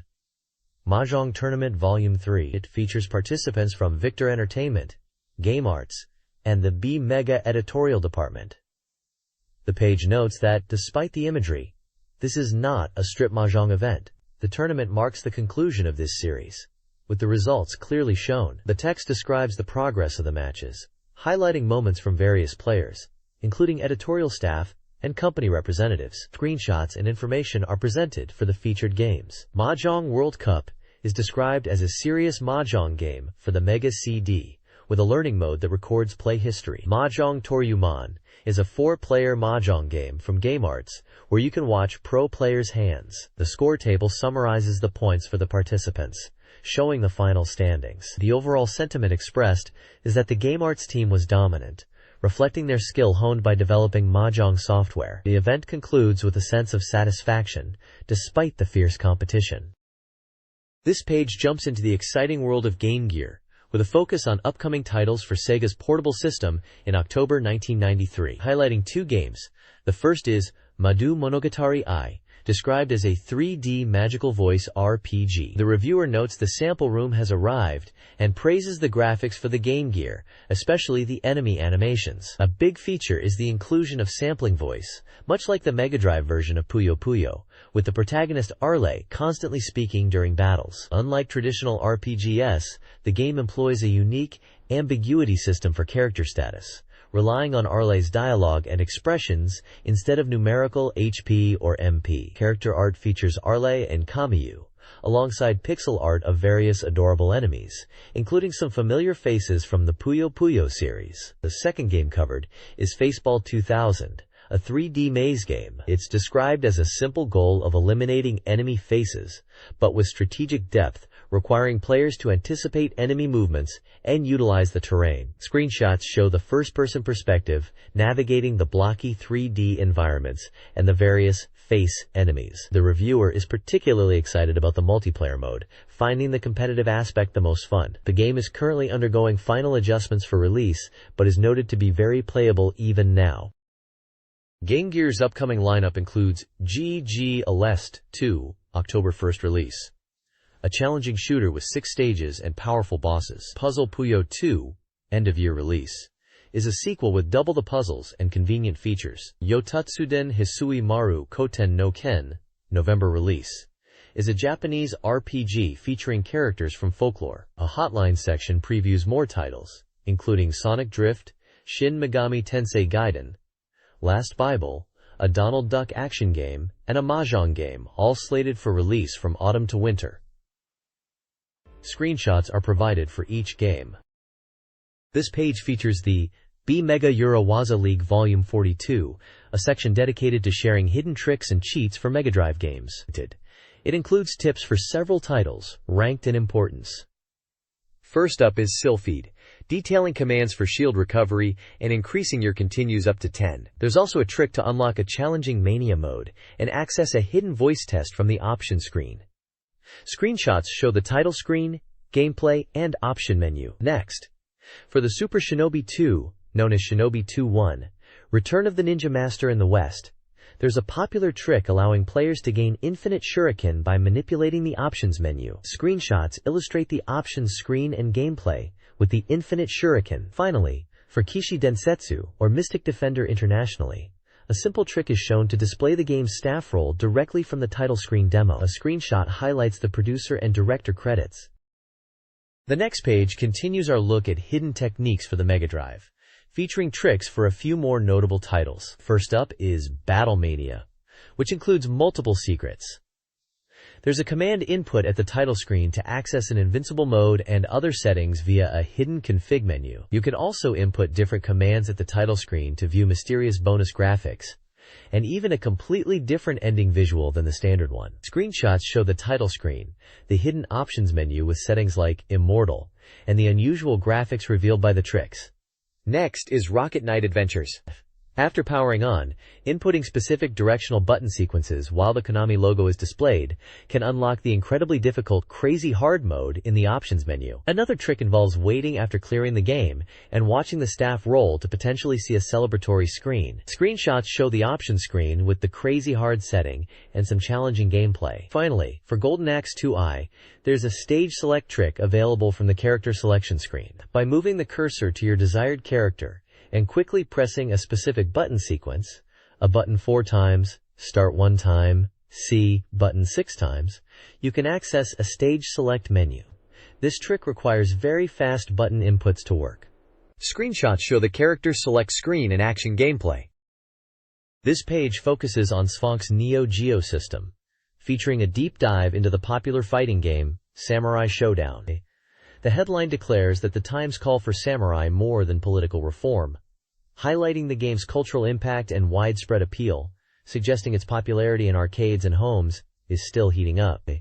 The article provides detailed advice for newcomers, specifically introducing 5 characters as good starting points: Haomaru, Nakoru, Hattori Hanzo, Tachibana Ukyo, and Charlotte.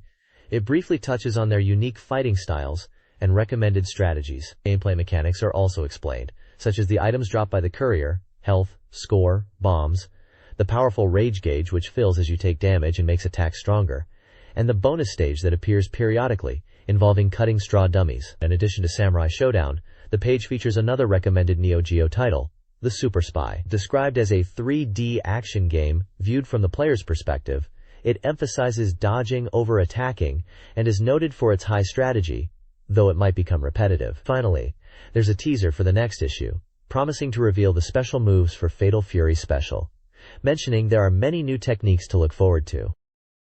This page features the Reader Present campaign for the October 1993 issue. Lucky readers had the chance to win various items, with the top prizes being their choice of MegaDrive, Mega CD, or Game Gear software released up to the end of September 1993. Other cool prizes included promotional items, like a soundtrack CD poster for the game based on the popular 3x3i's manga/anime series, a store demo video for Echo the Dolphin, which they suggest is super cool and should be shown to friends, and a t-shirt celebrating the Laserdisc release of Speed Racer, featuring all 52 episodes. There were also fun items like a Puyo Puyo fan, perfect for those intense puzzle battles, and a cute dolphin keyholder seemingly inspired by Echo. An interesting editorial note touches on the recent AM show, highlighting the buzz around Sega's groundbreaking arcade titles like Virtua Fighter and Daytona, discussing the impact of polygons and texture mapping on gaming visuals and the evolution of technology, including the rise of Klydrom games. They promise more details on new titles from the show in the next issue,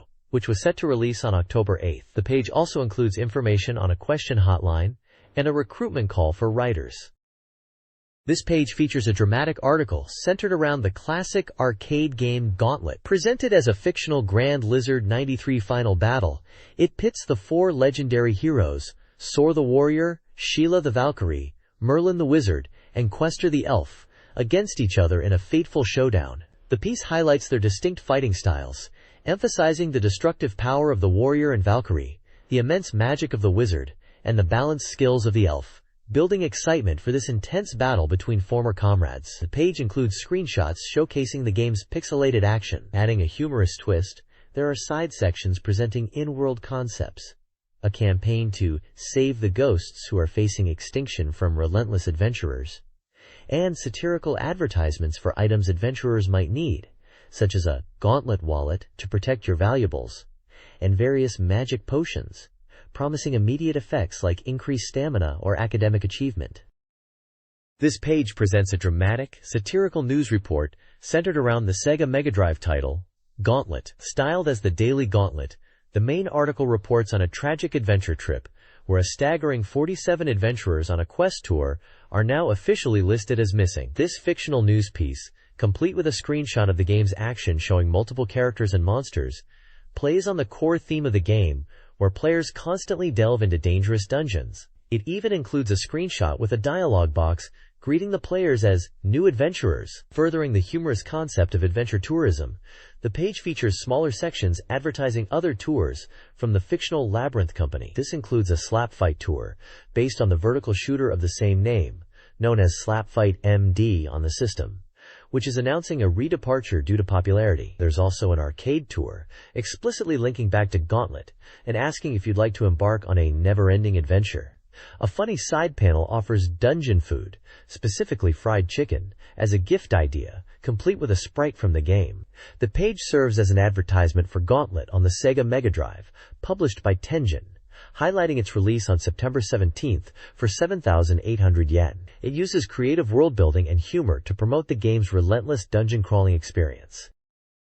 This page features the highly anticipated return of the Alesti series to the Game Gear, with GGLS2, known internationally as Power Strike 2. The page is dominated by a striking illustration of the protagonist in a futuristic flight suit, hinting at the game's intense sci-fi shooting action. The main text proclaims that Alesti is back and declares a shooting revolution on Game Gear. Power Strike 2 is lauded as the latest entry in the popular series, promising the fastest and strongest vertical scrolling shooter on a handheld console. It highlights features like diverse subweapons and a virtual world with a 3D feel, truly embodying the Alested experience.